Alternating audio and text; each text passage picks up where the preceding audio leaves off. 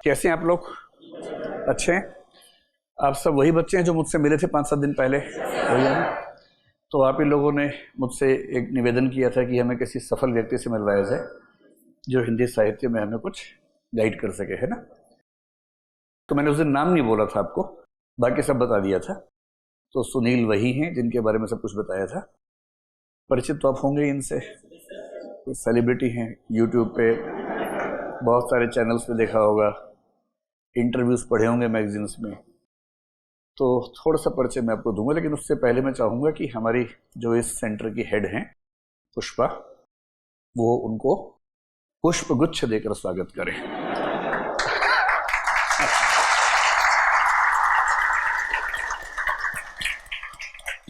अब तुम बैठ के सुनो आराम से, मैं थोड़ा विस्तार में परिचय दूंगा भाई तुम्हारा, ऐसा थोड़ा ना। तो आज मैं तो कम पार्टिसिपेट करूंगा, इनको अकेले ही आना था, फिर इनकी भी इच्छा थी, मेरी भी थी कि मैं भी चलता हूं, तो मैं घूमते घूमते आ गया हूं। मेरा कोई काम नहीं है आज, काम में नहीं का है। सुनील से मेरा परिचय 2019 की शुरुआत से है, 3 साल हो गए।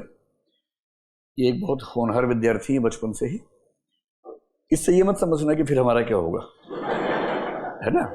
बचपन से होनहार विद्यार्थी भी आईएएस बनते हैं, जो बचपन में होनहार ना हो वो भी बनते हैं, बस थोड़ी मेहनत ज़्यादा करनी पड़ती है। क्योंकि इससे पिछला सेमिनार इस तरह का जब हुआ तो 12th फेल बच्चे का हुआ था, वो अभी डीआईजी हैं, अब से देखा होगा आपने ना।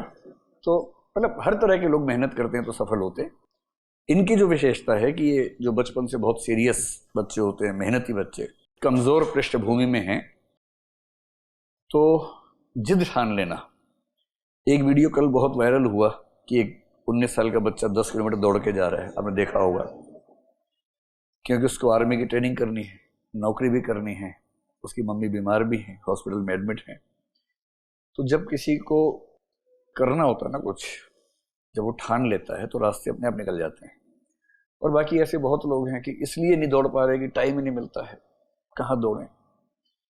तो सुस्त होने के तो 1000 तरीके हैं। आप तो साहित्य के विद्यार्थी हैं, दुनिया में हाथ पैर हिलाना नहीं है अच्छा, मर जाना पैर उठ के कहीं, वो आपने सुना ही है। और अजगर करना चाकरी, पंछी करना का दास, सब याद है आप लोग को। आप इतना बोल रहे हैं, इसका मतलब आप उस परंपरा के आदमी नहीं है। उस परंपरा का आदमी बोलता भी नहीं है कि मैं क्यों बोलूं, सब बोल ही रहे हैं तो बोलने की जरूरत क्या है।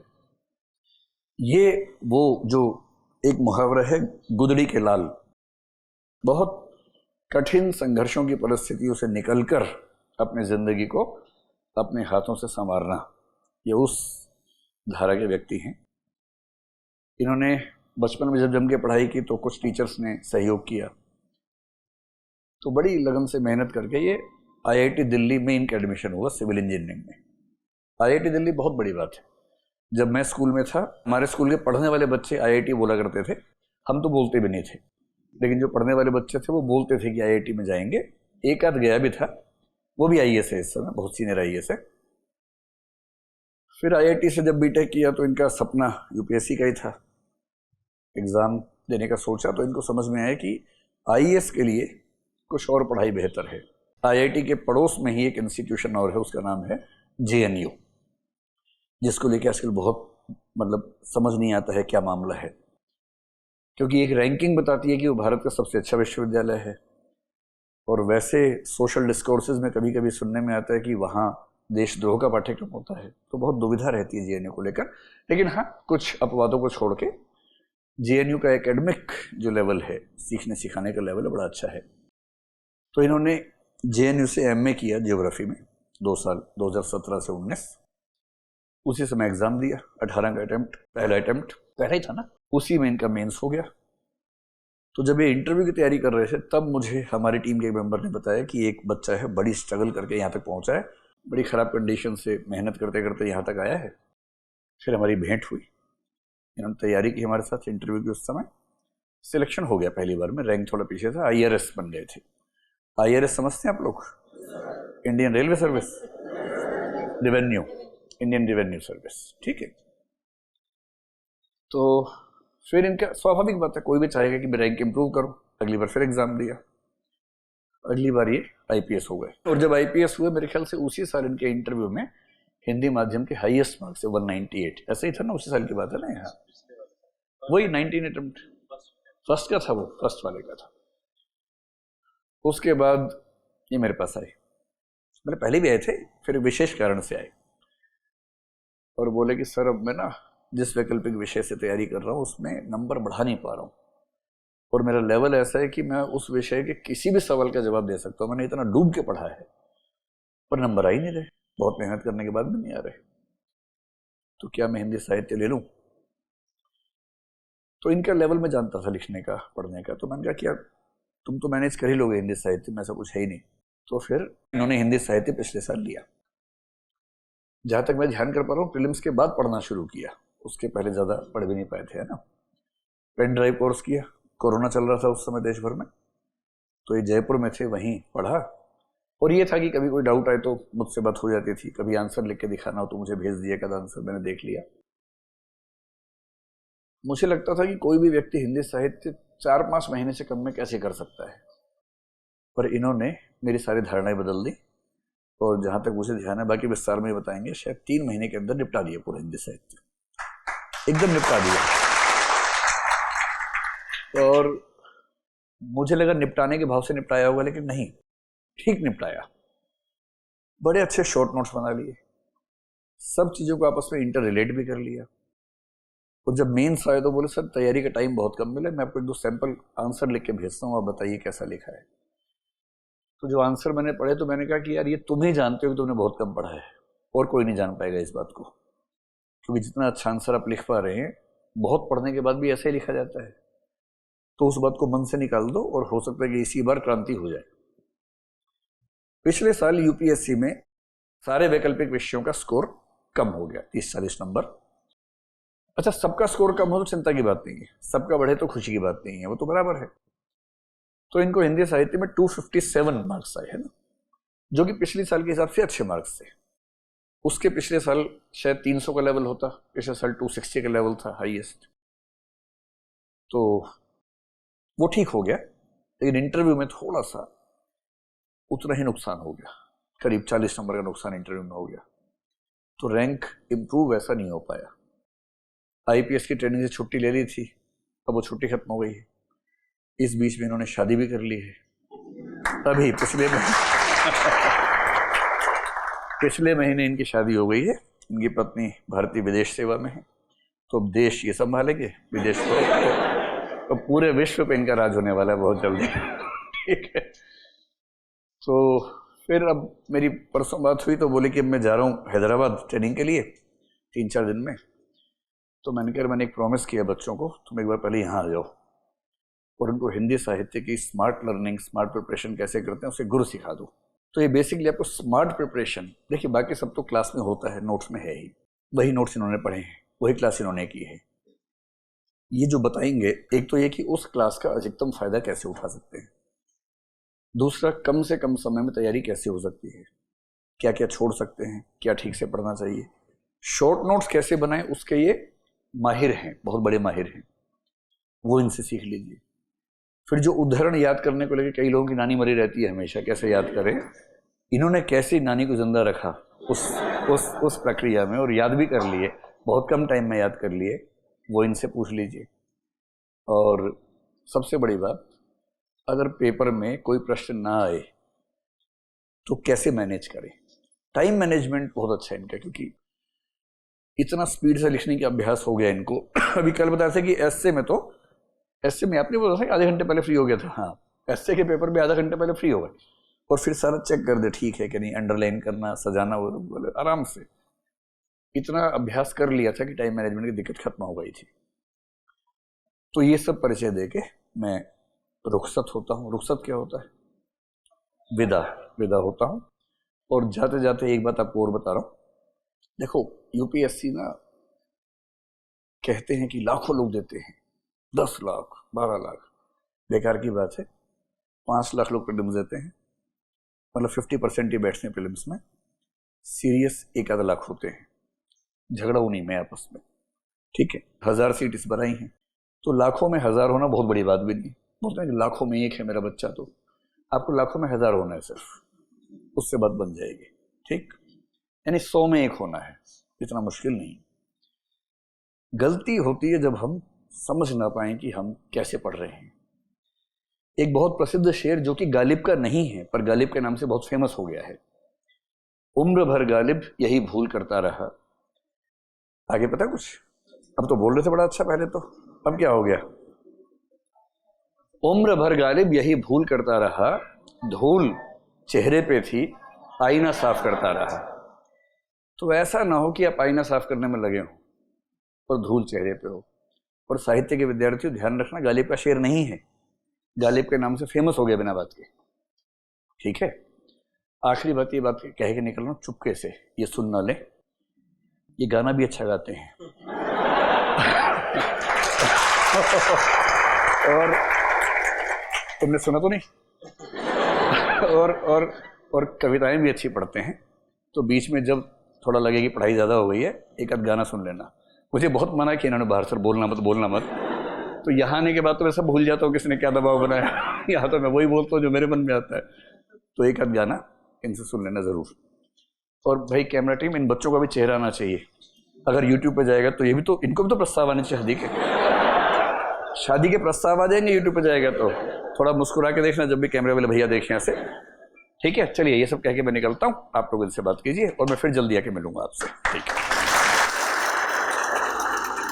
पहले तो मैं दृष्टि टीम का आभार व्यक्त करता हूँ कि मुझे आपके सामने प्रस्तुत किया है, और मैं शायद जितना नॉलेज है उतना आपके सामने प्रस्तुत कर पाऊँगा। सर ने शायद काफ़ी ज़्यादा इंट्रोडक्शन दे दिया है मेरा, मैं इसके काबिल नहीं हूँ पर फिर भी मेरे पास जितना कुछ है मैं आज 1-1.5 घंटे में आपको देने की कोशिश करूँगा।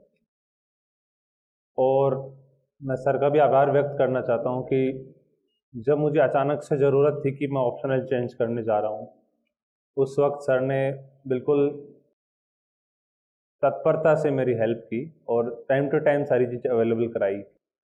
इतना तत्परता से कि मैंने शाम को फ़ोन किया, लगभग 7 बज रहे होंगे, कि सर मैंने ऑप्शनल चेंज कर लिया है, फॉर्म भर चुका हूँ मैं, प्रीलिम्स के लगभग 15 दिन बाकी थे, मैं फॉर्म भर चुका हूँ और सर मुझे हिंदी लिटरेचर मैंने भर दिया, तो अब बताओ क्या करूँ।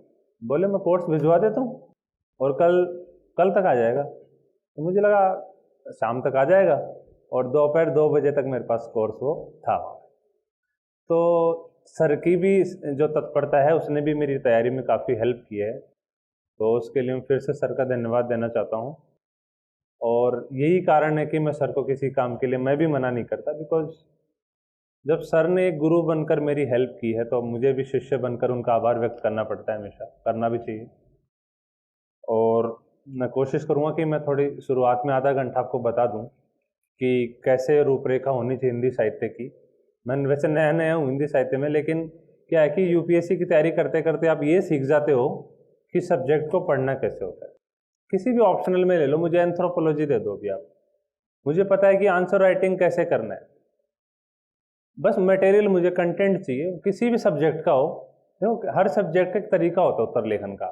ज्योग्राफी का उत्तर लिखोगे तो एक विशेष 2-3 चीज़ें उसमें आनी चाहिए कि मैप होना चाहिए, डेटा होना चाहिए, थोड़ा डायग्राम होना चाहिए। हिंदी साहित्य का आंसर में क्या है कि 1-2 कोट होने चाहिए और अच्छे से लेखक का नाम होना चाहिए, उसमें उसकी बुक का नाम होना चाहिए।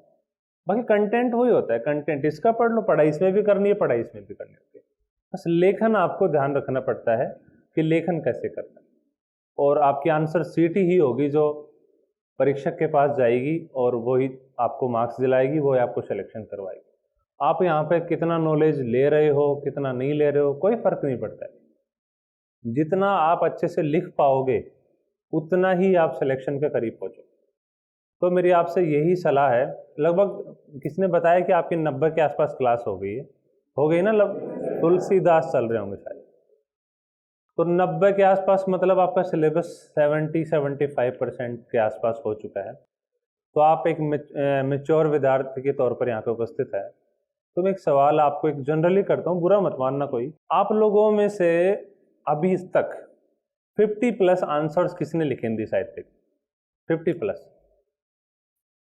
50 बात कर रहा हूँ। लगभग क्लास चले हुए कितना दिन हो गया? महीना बताओ। 3-4 महीने हो गए, तो लगभग अगर 1 महीना में 30 दिन मान ले तो 100 दिन के आसपास क्लास आपकी लगभग होगी दिन। उसमें से 50+ मतलब 2 दिन का एक आंसर। किसने लिखा 50+ तक? तो इतना ही होता है यूपीएससी में सिलेक्शन रेशियो। सही है, तो आप देख लो आप कहाँ पे खड़े हो। सबसे बड़ी भूल यही है कि आप पढ़ने के पीछे लग जाते हो, आंसर राइटिंग करते ही नहीं। मैंने 1 साल में, देखो मैं अपनी तारीफ नहीं करूँगा, मैं सच्चाई बताते जाऊँगा मैंने क्या किया, आप लोग उसको फॉलो कर लेना। मैंने 1 साल में लगभग 500+ आंसर लिखे होंगे, फिर 500+। उसमें टेस्ट सीरीज भी है, मेरे पर्सनल आंसर्स भी है, उसमें पढ़ाई भी की है, नोट्स भी बनाए हैं, कोट्स भी याद किए हैं, और लगभग सारे कवियों के कोट्स मैंने छोड़े नहीं। ये नहीं कि मैं कबीर का याद कर लिया, जायसी को छोड़ दिया, आप बिहारी को याद कर लिया, बाकियों को छोड़ दिया। छोटे छोटे कवियों के यार कौन पढ़ेगा इसको? मैंने सारे कोट्स भी याद किए। लेकिन सबसे बड़ी बात है आंसर राइटिंग। जब आप मेंस लिख रहे होगे ना, आपका पेन हाथ में होगा, पेपर आएगा, उस वक्त लगेगा कि यार मुझे नॉलेज तो ठीक है, आता भी है, लेकिन इस उत्तर को लिखूं कैसे? और वो समस्या इसलिए आती है क्योंकि आप लोगों ने प्रैक्टिस नहीं की, प्रॉपर प्रैक्टिस नहीं किया। तो सबसे पहली सलाह मेरी आज सबसे बड़ा यही होगा कि पढ़ते ही आप आंसर राइटिंग शुरू कर दीजिए। कि अगर आपका हिंदी साहित्य में अगर कहानी वाला सेक्शन हो चुका है, पहले कहानी होता है, तो कहानी के जितने भी पुराने सालों में जितने सवाल आए हैं और जो क्लास में हैं और जो प्रैक्टिस सेशन है जितना यहाँ पे होता है, उसके सारे उत्तर आपको लिखने हैं, उसके बाद में ही आगे शुरू करना है। तो आपको उत्तर लेखन करना है, कम से कम भी हिंदी लिटरेचर का दिन में एक उत्तर आपको लिखना है। अगर आप लगभग 200 दिन यहाँ पे क्लास करते हो, मान लो संडे सैटरडे मिला के, तो आपके पास 200 उत्तर तो कम से कम होना चाहिए ना। रोज का एक तो लिख ही सकते हो, एक उत्तर लिखने में 10 मिनट लगता है ज़्यादा से ज़्यादा। मान लो 20 मार्क्स का है तो आप 13 मिनट मान लीजिए, 14 मिनट मान लीजिए, तो इतना तो आपके पास वक्त होगा ना, क्योंकि ऑप्शनल ही है, आपको सिलेक्शन दिलाएगा। हिंदी मीडियम में जीएस में एवरेज मार्क्स आते हैं सबके, इंग्लिश मीडियम की कंपैरिजन में 20 से 22 नंबर कम रह जाते हैं हिंदी मीडियम के। एवरेज की बात कर रहा हूँ, अगर उनका एवरेज 200 है तो आपको 170 175 ही मिलेंगे। तो ये भरपाई कहाँ से होगी? ये भरपाई करेगा ऑप्शनल। पहले जब 2 ऑप्शनल हुआ करते थे, उस वक्त हिंदी मीडियम का रिजल्ट इसीलिए अच्छा था क्योंकि उस वक्त ऑप्शनल में अच्छे मार्क्स आ जाते थे और जीएस का वेटेज कम था। आज ऑप्शनल का वेटेज कितना है? 500 ओनली, और जीएस का वेटेज 1000 मार्क्स है पूरा। तो आपको यहाँ पे अच्छा परफॉर्म करना ही होगा, ऐसे में आपको करना ही पड़ेगा, बिकॉज जो चीज़ आपके हाथ में है ना हिंदी मीडियम में, देखो मैं ये नहीं बोल रहा हूँ कि हिंदी मीडियम में होना दुर्भाग्य की बात है, लेकिन जो हमारे पास है, जो हमारे पास अवेलेबल है, उस पर आप दुखी मत हो। उसी जो युद्ध लड़ने जाना है सबको पता है, लेकिन जो हथियार है हमारे पास, एक तो ये कर सकते हो कि यार ये खराब हथियार है, चलेगा नहीं, ये है वो है, ऐसा है, अच्छी बात नहीं है, क्या करूँ मैं, सिलेक्शन नहीं होता है। देखो आपने चूज कर लिया, डिसीजन ले लिया कि मुझे हिंदी मीडियम से एग्जाम देना है, हिंदी साहित्य से एग्जाम देना है। अब आप रिग्रेट मत करो, आपके पास जो अवेलेबल रिसोर्सेज हैं, जो अवेलेबल संसाधन है, उसी के आधार पर आपको मेहनत करना है। और मैं कोशिश करूंगा कि आपको एक एक स्टेप वाइज मैं आपको चीज़ें बताऊं कि कैसे आपको करना। और फिर उसके बाद में ये मेरे सामने सवाल हैं, कुछ तो कॉमन रहे होंगे सवाल और कुछ जो अलग होंगे, मैं आंसर देने की कोशिश करूंगा। ज़्यादातर सवालों के उत्तर आपको पहले ही मिल जाएंगे, ठीक है। और उसके बाद में भी अगर डिस्कशन की ज़रूरत पड़ी तो हम कोशिश करें। देखो मेरा ये उद्देश्य ये नहीं कि 1.5 घंटा मैं यहाँ पर आकर आपको लेक्चर दे के चला जाऊँ, आप डिस्कशन करते हुए बाहर निकलो और भूल जाओ। देखो मैं 1.5 घंटा आपके साथ हूँ यहाँ पे, तो आपका भी यही उद्देश्य होना चाहिए कि 1.5 घंटे में कुछ हासिल करो, कुछ ऐसा लेकर जाओ यहाँ से कि आपको दोबारा मतलब ज़रूरत ना पड़े। वैसे तो सर 157 क्लास पूरी ले रखे हैं, उसमें सर वो ही बात बताते हैं जो मैं बताने जा रहा हूँ, लेकिन आप लोग क्या है कि मिस कर जाते हैं उन चीज़ों को। अब जनरलाइज कर देते हो कि यार ठीक है तो बताते रहते हैं लोग, वही बातें बताऊँगा, लेकिन मैं ये भी बताऊँगी कि कैसे हेल्पफुल रहती है।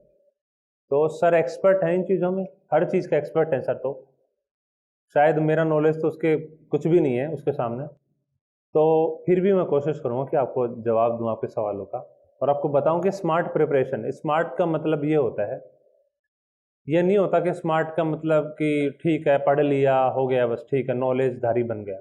बाबा नहीं बनना आपको ये कि जितना कम टाइम में नॉलेज गेन करके उसको अपनी एग्ज़ाम शीट में उतारना है, ये आपका उद्देश्य होना चाहिए। और एग्ज़ाम शीट में कैसे उतारना है, मैं कॉपी भी दिखाऊंगा, कुछ मेरी आंसर राइटिंग मैंने की है, और कुछ और भी टॉपर्स हैं हिंदी मीडियम के और जिनका हिंदी साहित्य ऑप्शनल रहा है वो भी दिखाऊंगा। मेरे नोट्स मैंने जो बनाए थे उनका भी यहाँ पे स्क्रीनशॉट मैंने ले रखा है, वो भी आपको दिखाऊंगा कि कैसे कैसे मैंने कोट्स याद किए, कैसे मैंने हिंदी जो साहित्य में जो कहानी वाला सेक्शन, गद्य वाले सेक्शन के कोट्स थोड़े मुश्किल होते हैं, उनको कैसे याद किया, एक ही कोट को 3-4 जगह कैसे यूज कर सकते हैं।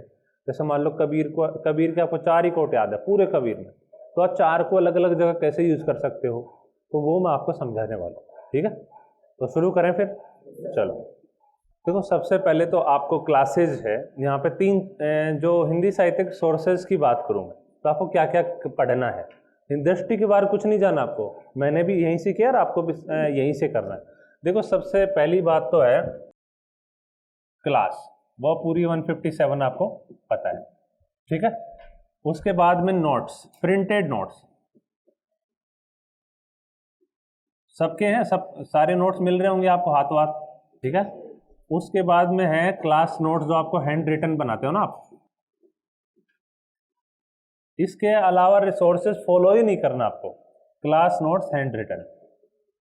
मैं हिंदी में लिखूँ या अंग्रेजी में काम चल जाएगा ना, मैं हिंदी में लिख देता हूँ। ठीक है, लेकिन क्लास नोट्स को क्या लिखेंगे, चलो छोड़ो, हस्तलिखित लिख देता हूँ, कोई नहीं, इतना तो समझ जाओगे। आजकल स्मार्ट ज़माना है, आपको स्मार्ट बनना पड़ेगा। क्लास नोट्स हो गया, उसके बाद में आपके सेल्फ नोट्स जो आप बनाओगे, इसमें 3-4 मैं दिखाऊंगा आपको कैसे बनाते हैं सेल्फ नोट्स, और उसके बाद में टेस्ट सीरीज। ये आपके रिसोर्सेज है हिंदी साहित्य में, जो 344 नंबर आया ना वो भी इसी से है, और आगे जो आने वाले मार्क्स होंगे ना वो भी इन्हीं सोर्सेज हैं। पढ़ना आपको इतना ही है, इसके अलावा कुछ नहीं पढ़ना है। अब ये है दूसरा चैलेंज कि इतना है, इतना कैसे पढ़े, तो मैं आपको बता दूं कि हिंदी लिटरेचर का सिलेबस सारे ऑप्शनल को मिला के नीचे से आएगा, सबसे कम है। ये मान लो आप ज्योग्राफी का सिलेबस देख लोगे तो आप लोग पागल हो जाओगे। तो अगर ज्योग्राफी से तुलना की जाए ना तो हिंदी साहित्य का सिलेबस कुछ भी नहीं है। वो तो क्या है कि सर ने 157 क्लासेज ले रखी हैं, आराम से चीज़ों को समझाया है, और प्रीवियस इसके क्वेश्चन पेपर हैं वो भी अच्छे से करवाए हैं, और बीच बीच में सर मजाक भी करते रहते हैं ताकि आप लोग बोर ना हो। नहीं, क्योंकि ये सब्जेक्ट ऐसा है कि आपको बोरियत हो सकती है, नींद आने लग जाती है बीच बीच में, तो सर हंसी मजाक के द्वारा चीज़ों को रिलेट करके पढ़ाते हैं। तो इस वजह से क्लासेज लंबी हो गई है। अगर चीज़ों को देखा जाए तो 80-90 क्लासेज में हिंदी लिटरेचर हो सकता है।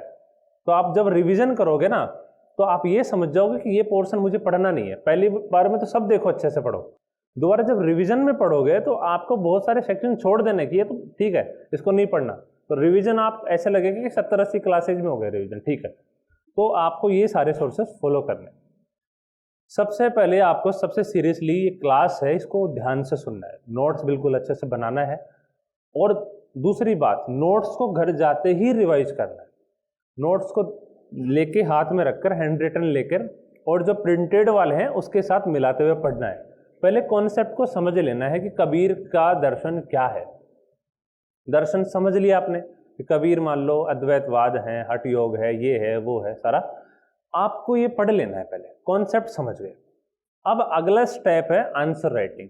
कबीर खोलो, आंसर सेक्शन जो प्रीवियस इसके मिल रखे हैं ना आपको, उसमें देखो कि कबीर के 5 सवाल है, ये दर्शन से रिलेटेड है। ठीक है, आप उसको लिखने की कोशिश करो। शुरुआत में गलतियां होंगी आपसे, बुरा सा आंसर लिखेगा, खुद देखो यार क्या लिख दिया मैंने, हार मत मानो। जब मैं आज भी जब पहला मेरा आंसर लिखा था, मैंने लगभग 2017 के आसपास मैंने पहला आंसर लिखा, उसको देखता हूँ सोचता हूँ इतना गंदा लिखता था। तो आप भी, जब मैं आपको गारंटी दे सकता हूँ कि जब आपका सिलेक्शन हो जाएगा उस वक्त इस पहले आंसर को देखोगे ना, तब आपको लगेगा कि यार वहीं से उठना पड़ता, वहीं से शुरुआत करनी पड़ती है। तो आप अगर शुरुआत में टूटा फूटा लिख रहे हो, कोई दिक्कत वाली बात नहीं है, आप यहाँ पे टीम से चेक करवाइए, उसके बाद में फीडबैक लीजिए और कोशिश कीजिए कि जो डिमांड है क्वेश्चन की वो सेटिस्फाई हो रही है कि नहीं। क्योंकि आंसर राइटिंग की शैली अलग होती है। आंसर राइटिंग में 3-4 चीज़ें आपको देखनी पड़ती है। एक तो है कि आप डिमांड को सेटिस्फाई, जो उसकी मांग है, उत्तर की मांग है, उसको आपको सेटिस्फाई करना है। कि कबीर के दर्शन पूछ रहे हैं तो कबीर के दर्शन को अच्छे से समझा देना, 3-4 कोट्स के साथ। ये कबीर कैसे माया को लेकर चलते हैं, कबीर नारी के संबंध में क्या बात करते हैं, कबीर अद्वैतवाद को कैसे लेकर चलते हैं, हठ योग को कैसे लेकर चलते हैं, तो उन चीज़ों को आपको 3-4 समझा देना है। जैसे मान लो इंट्रोडक्शन लिखोगे, सर ये आपकी आंसर शीट है, ये क्वेश्चन है, तो आप यहाँ पे इंट्रोडक्शन लिखोगे शुरुआत में, फिर मेन डिमांड आएगी क्वेश्चन की कि मान लो कबीर अद्वैतवाद है तो पहला पॉइंट बना दोगे, फिर दूसरा पॉइंट उसका एक कोट। हिंदी साहित्य में आपको ध्यान रखना है, अगर अच्छे मार्क्स लेने हैं आपको तो आप कोट लिखो, फिर चाहे भाषा खंड हो, फिर चाहे कवि जो गद्य खंड हो या पद्य खंड हो, आपको हर जगह कोट्स लिखना है। क्योंकि कोट्स लिखोगे तो फिर जो एग्जाम को भी चेक करते हो एकेडमिक्स के लोग होते हैं और उनको एक ही काम होता है कि ये सारी चीज़ें उनके दिमाग में बिल्कुल भरी होती हैं कि कोट्स जब तक आप नहीं लिखोगे आपके मार्क्स आएंगे ही नहीं। कबीर को आप बहुत अच्छा लिख दिए, बहुत पैराग्राफ बना बना के लिख दिए, ऐसा है वैसा है, जब तक रियल कोट नहीं लिखोगे, नहीं, माया मरी न मर गया शरीर, वो वाला कोट, ठीक है, तो आप वो लिख दोगे ना, उसको लगेगा कि यार हाँ ये समझ रहा है बच्चा कि इसने पहले लिख दिया कि कबीर माया के बारे में ऐसा बोलते हैं, कभी नश्वर है शरीर, और फिर आपने कोट लिख दिया नीचे, तो वो काम हो गया आपका। फिर दूसरी बात पर कि कबीर नारी के बारे में ऐसे बात करते हैं, कबीर संसार को नश्वर मानते हैं, कबीर ये मानते हैं कि आत्मा और ब्रह्म एक ही है, नहीं, तो दोनों को जब मिल जाते हैं फूटा कुंभ जल ही समाना। तो आप जब लिख दोगे, आप देखो जैसे ज्योग्राफी में क्या होगा, आप बोलोगे कि भारत की जनसंख्या 1911 से लेकर 21 तक बढ़ी, फिर गिरने लग गई। आप अगर वहीं पे डेटा दे दिए, मान लो कि ये है कि 1911 में जनसंख्या इतनी थी, मान लो ये ग्राफ दर्शा दिए, यहाँ पे जनसंख्या और नीचे आपने वर्ष दर्शा दिया, पहले मान लो जनसंख्या बढ़ी और फिर घट गई, यहाँ पे ग्राफ दर्शा दिया, तो वो एग्जामिनर क्या सोचेगा कि हाँ भाई इसको पता है, आपने डिमांड सेटिस्फाई कर दी, आपको उत्तर अच्छा लिख दिया आपने, आपको मार्क्स मिल जाए। इतना ही है कहानी, कुछ भी नहीं है ज़्यादा। आपको यही है कि आपने जितना पढ़ा है उसको उस 200 शब्द में 250 शब्द में उतारना है, अंतिम लक्ष्य यही होना चाहिए। आपके पास नॉलेज कितना हो कोई मैटर नहीं करता, अगर आप उत्तर लेकर अच्छे से कर पा रहे हो बस काम हो गया। तो आपका उद्देश्य यही होना चाहिए कि जितना पढ़ो, अब बोलो कि मुझे तो कबीर के पूरे कोट्स याद है, मुझे तो महाभुज पूरा याद है लाइन टू लाइन, उससे कोई मैटर नहीं करता। क्वेश्चन आएगा तो आपको चीज़ें एक एक चीज़ लिखनी है डिमांड के अकॉर्डिंग, बिल्कुल स्ट्रक्चर में लिखनी है। क्योंकि आपको बात बता दूं, आप मान लो इस क्लास में लगभग 200-250 के आसपास मान लो लोग, उसमें सब लोग एक ही क्लास देख रहे हैं, एक प्रकार की क्लास देख रहे हैं, सब एक ही नोट्स पढ़ रहे हैं, सब एक ही हैंड रिटन नोट्स लिख रहे हैं, तो अलग क्या है फिर? अलग है आपकी कॉपी। आप उसी मटेरियल को लेकर आंसर को समझकर कैसे लिखोगे, वो आपका मैन है। तो आप क्लासेस सीरियसली करनी है, घर जाके रिवाइज करना है, आंसर राइटिंग करनी है। ये शपथ ले लो कि रोजाना मुझे एक आंसर लिखना है, फिर चाहे कुछ भी हो जाए, ठीक है। यहाँ बैठने से कुछ नहीं होगा, काफ़ी लोग, लाखों लोग बैठते हैं चले जाते हैं। यूपीएससी में सेलेक्ट वही होते हैं जिनकी राइटिंग स्किल अच्छी है। अगर कोई बोले कि यूपीएससी में सबसे बड़ा चीज़ है जिसका योगदान क्या है, तो कोई बोले ना नॉलेज, नहीं, नॉलेज का योगदान है, लेकिन उससे बड़ा योगदान है आंसर राइटिंग स्किल। आप ये दिमाग में डाल लो इस बात। तो जितना अच्छा उत्तर लिखोगे उतना ही अच्छा आपका सिलेक्शन जल्दी होगा, उतना ही आप अच्छे से परफॉर्म करोगे, ठीक है। तो सबसे पहले क्लासेस को अच्छे से करना है। उसके बाद में है कि जब क्लासेस हो जाएगी तो हम क्या करेंगे, उसके बाद में सर ने शायद पहली क्लास में आपको बताया होगा कि आप नोटबुक बना लीजिए। नोटबुक में आपको क्या करना है, हर थीम वाइज आपको कोट्स लिखने हैं, जो नोट्स है उसमें छाट के अलग कर लो कोट्स को कि मुझे ये याद करना है। और हर कोट के पास आपको क्या करना है, वो कॉपी बनानी है, आपको ध्यान रखना है। उसके पहले मैं आपको बता दूं कि नोट्स की जो कॉपी है आपको थीम वाइज बना लेना। जैसे कहानी सेक्शन है, कहानी सेक्शन में सबसे पहले क्या है, प्रेम मंजूषा पढ़ते हैं हम लोग। प्रेम मंजूषा कहानी का हेडिंग लगाओ ऊपर, फिर लिखो कि पहली कहानी। जैसे मान लो आप पढ़ते हो ईदगाह पढ़ते हो, उसके बाद में आप सदगति पढ़ते हो, तो सदगति में 3-4 कोट हैं कि ये गोंड ने चमरोने में जाकर कहा, और कि ये तो इतने पवित्र होते हैं कि इनके घर में नहीं जाना चाहिए, ये है। और जब आग फेंक देते हैं तो किस प्रकार से। तो 2-3 कोट इंपॉर्टेंट है उसमें, 1-2 लैंग्वेज को लेकर है, व्यंग को लेकर है भी। तो जैसे ये सदगति है, तो सदगति कहानी 1931 में लिखी गई थी। अब मैंने नोट्स से छाट छाट कर लिखा है, आपने नोट्स पढ़ लिया, लेकिन जब आप दोबारा नोट्स देखने जाते हो तो कंफ्यूज हो जाते हो, यार इसको कैसे याद करूं, तो ये तो कंफ्यूज होगा, यहाँ चला गया वहाँ चला गया। आपको ऑर्गेनाइज करके चीज़ों को अच्छे से लिखना है, ठीक है। तो सदगति है, पहला ये है कि व्यंग। अब बोले कि सदगति में किस प्रकार से व्यंग किया गया है, ये क्वेश्चन आ जाए मान, तो आपको क्या करना है कि यही जीवन पर्यंत की भक्ति सेवा और निष्ठा का पुरस्कार था। तो आप ये लिख दोगे ना तो उसको लगेगा एग्जामिनर को, यार इसने वो कहानी पढ़ रखी है। आप कहानी पढ़ो ही मत, यही देख लो केवल, तो भी लिख दोगे। मान लो आपने पूरी कहानी पढ़ ली, मंजूषा को बिल्कुल अच्छे से कर लिया और वहाँ पे कोट नहीं लिखा, तो एग्जामिनर को क्या लगेगा कि यार इसने तो कहानी पढ़ी नहीं। आपने पढ़ रखी है अपने मन में, अपने आपको पता है कि आपने कहानी पढ़ रखी है, एग्जामिनर को एहसास नहीं होगा, क्योंकि एग्जामिनर के पास क्या जाएगी, कॉपी जाएगी ना। और आप मान लो, एक मेरा दोस्त है, नाम नहीं लूँगा, उसने बताया कि आज तक मैंने गोदान पढ़ा ही नहीं और वो सिलेक्टेड है। इसका मतलब क्या है कि उसने कोट याद कर लिया, कोट लिख दिया, एग्जामिनर को लगा कि यार इसको तो सब याद है। कुछ लोग गोदान पढ़ लेते हैं फिर भी कोट नहीं लिख पाते हैं, तो कोट याद कर लो, मत पढ़ो। लेकिन पढ़ने का जो लाभ होगा उस बुक को, वो ये होगा कि आप उस कोट को और अच्छे से, जो आप पहले व्याख्या करोगे ना कोट की, वो बेटर कर पाओगे, कनेक्टिविटी बेटर होगी कि गोदान में कैसे शहर और गांव की कथा जुड़ी है, कैसे उसमें पीढ़ी का संघर्ष दिखाया गया है। आप एक अंदर है थॉट क्लियर हो जाएगी। कोट पढ़ोगे तो आप कनेक्ट नहीं कर पाओगे। तो आपको अच्छे से टेक्स्ट पढ़ना है, उसके बाद में जो इम्पोर्टेंट कोट्स हैं उसको ऐसे अलग से छांट लेना है। तो ये अब कि दलितों ने शोषण को स्वीकार कर लिया है, ये बोले कि सदगति किस प्रकार से बाकी कहानियों से अलग है। अब ये सवाल आ जाए तो आपने क्या बोलोगे कि इसमें थोड़ा सा ये है कि पहले तो ये दिखाया गया कि दलित खुद ही स्वीकार कर चुके हैं कि हमारा शोषण हो रहा है, मतलब कुछ इसके पीछे रीजन है, ठीक है। तो उसने क्या बोला कि पंडित के घर में चमार कैसे चला जाए, इतने पवित्र होते हैं, मतलब उसने खुद ही बोला है कि मैं कैसे चला जाऊं। उसको अंदर से ये एहसास हो चुका है कि वो अछूत है, वो खराब है, वो अपवित्र है। तो आप ये कोट लिख दोगे तो अच्छा हो जाएगा। आपको कहानी समझ में आ रही है ना पूरी, इसके बाद में कोई क्वेश्चन किस प्रकार से लिखा जाएगा, तो इस प्रकार से आप इनको लिख सकते हो। जैसे ये फिर की सबसे बड़ी बात सदगति की है वो ये है कि उसमें दलित चेतना थोड़ा सा उसमें एक उभार है, वो दिखाया गया उसका। अगर क्वेश्चन आ जाए कि सदगति पर आरोप है कि प्रेमचंद ने जातिगत जो पूर्व धारणाएं हैं उसको लेकर वो थोड़ा सा पूर्वग्राही दिखाई देते हैं उसमें, तो आप ये लिखोगे नहीं, प्रेमचंद एक अपने समय से आगे चलने वाले व्यक्ति थे। उन्होंने सदगति में दलितों का शोषण तो दिखाया ही है, लेकिन साथ में जो दलित चेतना का उभार था उसको भी अपने जो कहानी है उसमें अच्छे से प्रदर्शित किया है।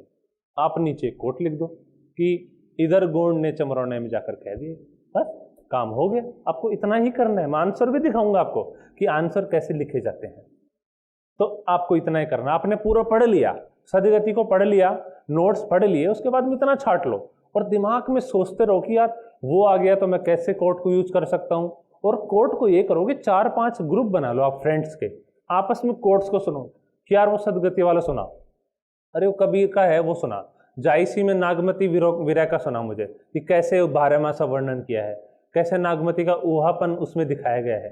तो वो आप आपस में ग्रुप बना के सुनो कोट्स को आपस में। हम लोग क्या करते थे, 2-3 फ्रेंड्स जो हिंदी साहित्य के हैं, हम आपस में बैठकर एक दूसरे से सुना करते थे, डिस्कशन किया करते थे। तो आपको कोट्स तभी याद होंगे जब आप डिस्कशन करोगे। डिस्कशन करोगे तो गलतियां होंगी जब कोट्स, तो अगली बार जब कोट को देखोगे तो बोलोगे यार यहाँ गलती की है। तो आपको कोट्स अच्छे से याद करना है। हिंदी लिटरेचर का एक ही क्रक्स है कि आपको कोट्स अच्छे से याद है, उसके पीछे का बैकग्राउंड आपको याद है, तो आप क्वेश्चन आराम से लिख लोगे। मैं क्वेश्चन बताऊंगा आपको कैसे लिखना है। पढ़ना देखो सबको है, पढ़ सब लेंगे। हाँ, रिवीजन पे बात करनी थी, रिवीजन के कुछ क्वेश्चंस थे, उसमें मैं बताऊंगा रिवीजन कैसे करना है, लेकिन हिंदी साहित्य को लेकर जनरलाइज बात कर रहे हैं। तो ये वही है कि मुहावरा। अब मान लो आ जाए कि सदगति की भाषा पर आप लिखो, तो भाषा में क्या लिखते हैं कि कौन सी भाषा है, खड़ी बोली है, किस प्रकार की भाषा है, कि हिंदुस्तानी रूप है खड़ी बोली का, जिसमें उर्दू के शब्दावली और जो खड़ी बोली है उसको मिक्स करके हिंदुस्तानी प्रेमचंद ने लिखा है। उसके बाद में क्या लिखोगे कि भाषा में व्यंग्यात्मक स्वरूप है। व्यंग ऊपर लिखा था मैंने, तो उसी को आप यहाँ यूज कर लो कि व्यंग्यात्मक शैली अपनाई है प्रेमचंद ने। उसके पश्चात प्रेमचंद ने जो संवाद योजना है उसमें भी बिल्कुल अच्छे से शॉर्ट, जो चुस्त और जो गतिशील संवाद हैं उनको अपनाया है। तो आप ये लिख दो, दोनों संवाद छोटे छोटे संवाद है, आप इनको लिख दो तो भाषा शैली होगी। कितना ही लिखना होता है, 150 वर्ड्स है। आप उसके पहले क्या करोगे, अब बोलोगे यार इसमें कैसे हो जाएगा, प्रेमचंद के बारे में बाकी बात जानते हो, आप भाषाखंड पढ़ चुके हो, भाषाखंड पढ़ोगे सॉरी आप, तो उसमें पढ़ोगे कि कैसे भाषा विकसित हुई। प्रेमचंद के पहले आप क्या लिख दोगे कि प्रेमचंद के पहले 2 विवाद थे, कि प्रेमचंद एक राजा लक्ष्मण सिंह थे, एक सितारे हिंद थे, प्रेमचंद ने उनको मिलाकर भाषा यूज किया। फिर आगे सदगति को जोड़ दो, सदगति में भी प्रेमचंद ने अपनी उसी परंपरा को जारी रखते हुए इस प्रकार की भाषा का यूज किया है। प्रेमचंद ने सबसे पहले अपनी भाषा में हिंदुस्तानी का शुरू, जो साधारण है, आम आदमी की बोली है। उसके बाद में व्यंग्यात्मक शैली है, संवाद अच्छे हैं। आप साथ साथ कोट लिखते जाओ और लास्ट में डिस्कस लिख दो कि प्रेमचंद अपनी भाषा के द्वारा आम जन तक पहुंचते हैं, उतना कोई नहीं पहुंच पाता ना। यही लिखना है, इतना ही लिखना है, तो आपको नॉलेज भी हो गया और आप आंसर राइटिंग भी।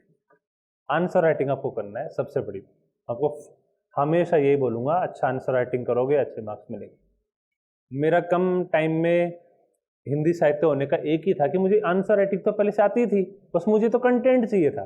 3 महीने में क्या किया मैंने, एक दिन की 6 क्लास देख ली, 1.5 गुना स्पीड पे किया और 6 क्लास दिन की देख डाली। रोजाना 6 क्लास देखूं और जल्दी जल्दी नोट्स लिखते जाऊं।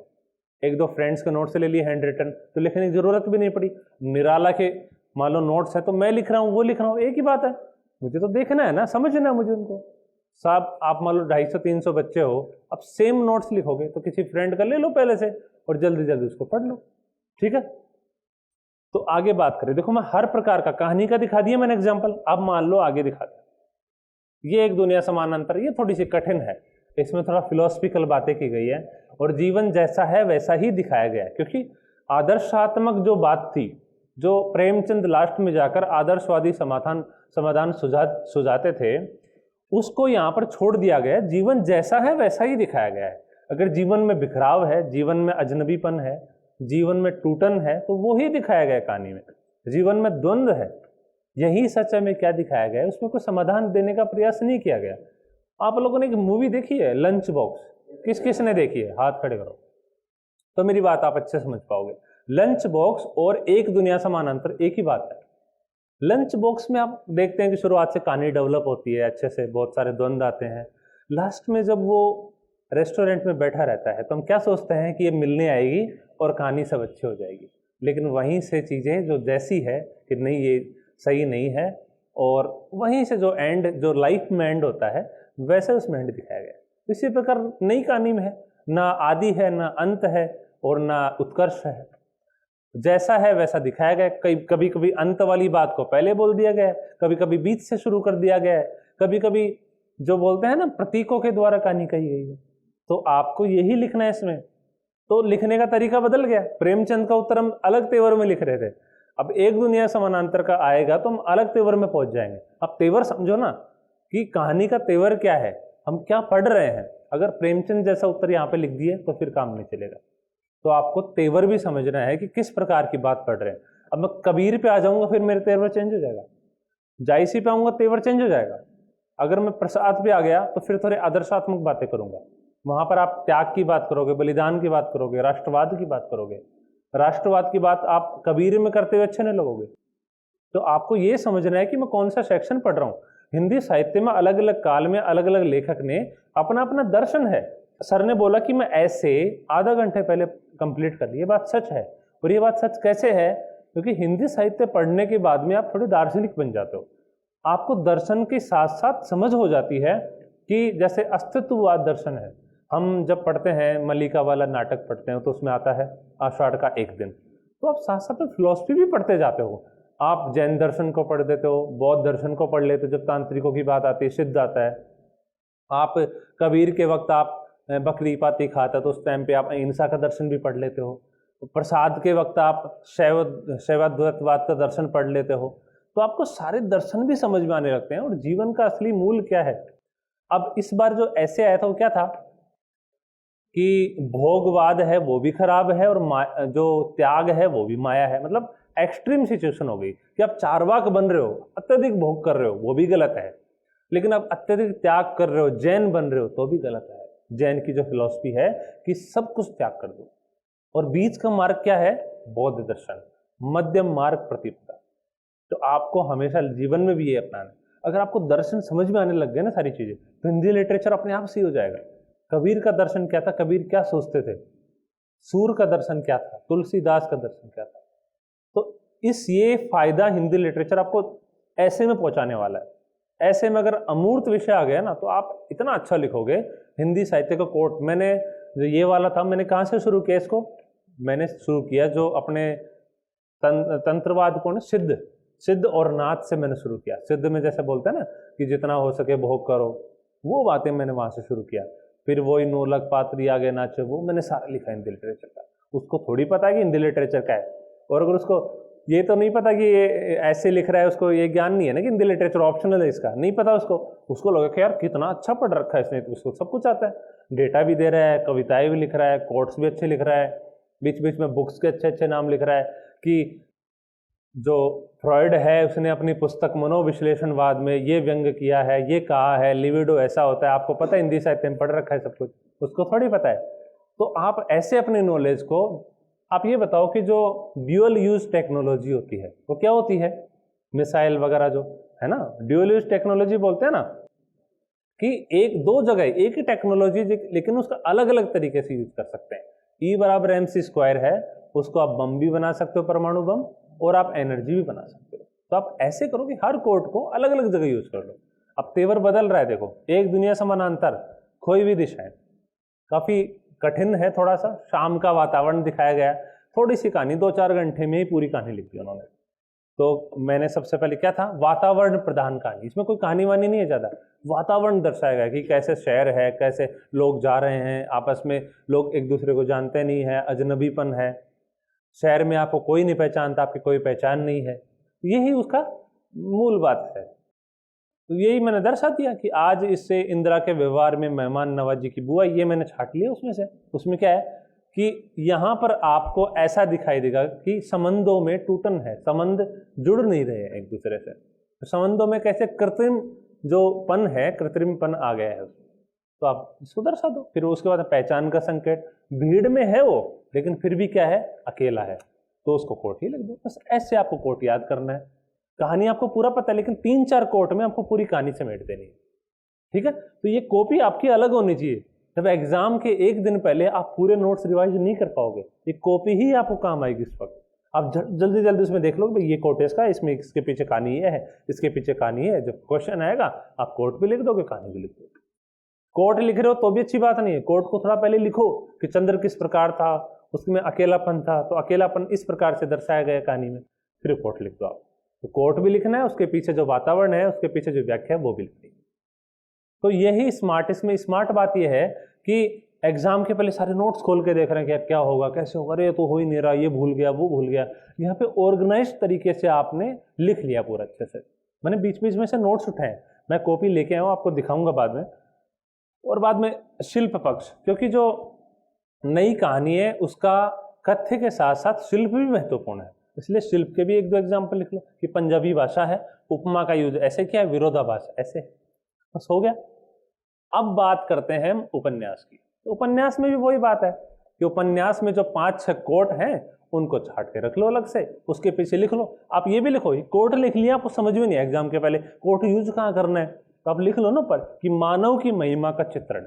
अगर आप पहले दर्शाओ कि इसमें जो मानव का मनुष्य भोगता नहीं करता है, तो इसमें क्या लिखोगे कि मानव की शक्तियां हैं, उन्हें विश्वास किया गया, मानव की शक्तियां हैं उसको दर्शाया गया। तो आप पहले लिख लो कि पहले किस लिए कोट लिख रहा हूं मैं, किस इसका बैकग्राउंड क्या है, छोटा सा लिख लो कि मानव की महिमा का चित्रण, फिर इसमें कोट लिख दो। फिर बाद में क्या है, अलौकिक आस्थाओं पर चोट। अब इसमें देखो, इसमें ट्रिपल यूज टेक्नोलॉजी हो रही है। अलौकिक आस्थाओं पर आ जाए तो बात लिख दो आप। अब बोले कि मार्क्सवाद और चारवाक विचारधारा को कैसे दर्शाया गया है, वो भी आप इसमें सेम यूज कर लो। आप बोले कि भाग्यवाद का खंडन कैसे किया गया, तो भी सेम कोट यूज कर लो। तो एक ही कोट 3 जगह यूज हो गया ना। तो आपको ऐसे, अब नोट्स में तो एक ही कोट को 3 बार लिखा गया हो अलग अलग जगह, आपको इसमें क्या है, कोट लिखा, उसका कहाँ कहाँ यूज कर सकते हो उसको अलग अलग लिख लिया आपने। जब एग्जाम में बात आएगी कि दिव्या में किस प्रकार से मार्क्सवाद को दर्शाया गया है, तो आप ये कोट लिख दो, सिंपल छोटा सा कोट है, 2 लाइन का है। कोट ये ध्यान रखना, आप जब कॉपी बना रहे होगे तो आप लंबे लंबे कोट लिखोगे, नहीं आ रहे तो मुझे पूरा ही लिखना है। एग्जामिनर कुछ से कुछ नहीं पढ़ी है, आपको 2 लाइन का कोट लिख दोगे ना अलग से ब्लैक पेन से, उसको समझ में आ जाएगा भाई इसने पढ़ी हुई है, उसका जो मर्म है आपको दर्शा देना है। उसके बाद में वर्ण व्यवस्था, वही बात, आपका सारा पढ़ा हुआ है, ये सब कुछ पढ़ा हुआ आपका। आपको मैं ये बता रहा हूं कि उस जो आपकी इतना बड़ा नोट्स है, आपका हैंड रिटन है, क्लासेज हैं, उनका क्रक्स अपनी कॉपी में कैसे निकालना है। आप अलग नोटबुक बना लीजिए, लगभग उसमें 200 पेज के आसपास होना चाहिए, 200-250 पेज। तो आपको अलग से कॉपी बना के बिल्कुल लाइन से जैसे जैसे पढ़ते जाते हो, ऊपर लिखा हेडिंग और उसके नीचे जितना भी है आराम से पढ़ लेना, ठीक है। ऑर्गेनाइज कर लेना अपने नॉलेज को, और उसके बाद में जो आंसर राइटिंग करोगे ना बना के, फिर आप देखना कितने अच्छे से कोट्स लिखोगे। उसके बाद देखो आषाढ़ का एक दिन, वही है कि सृजनशीलता और सत्ता का द्वंद्व कैसे दर्शाया गया है, कि आषाढ़ के एक दिन में अप्रामाणिक चयन कैसे हुआ है उसका, तो ये। उसके बाद में देखो प्रामाणिकता की खोज कैसे हुई है, अपनी जिंदगी दूसरों को सौंप देना भी वस्तु होना है, यह अस्तित्ववाद का दर्शन है। अब बोले कि दर्शन कैसे, तो दर्शन में भी यूज कर लो।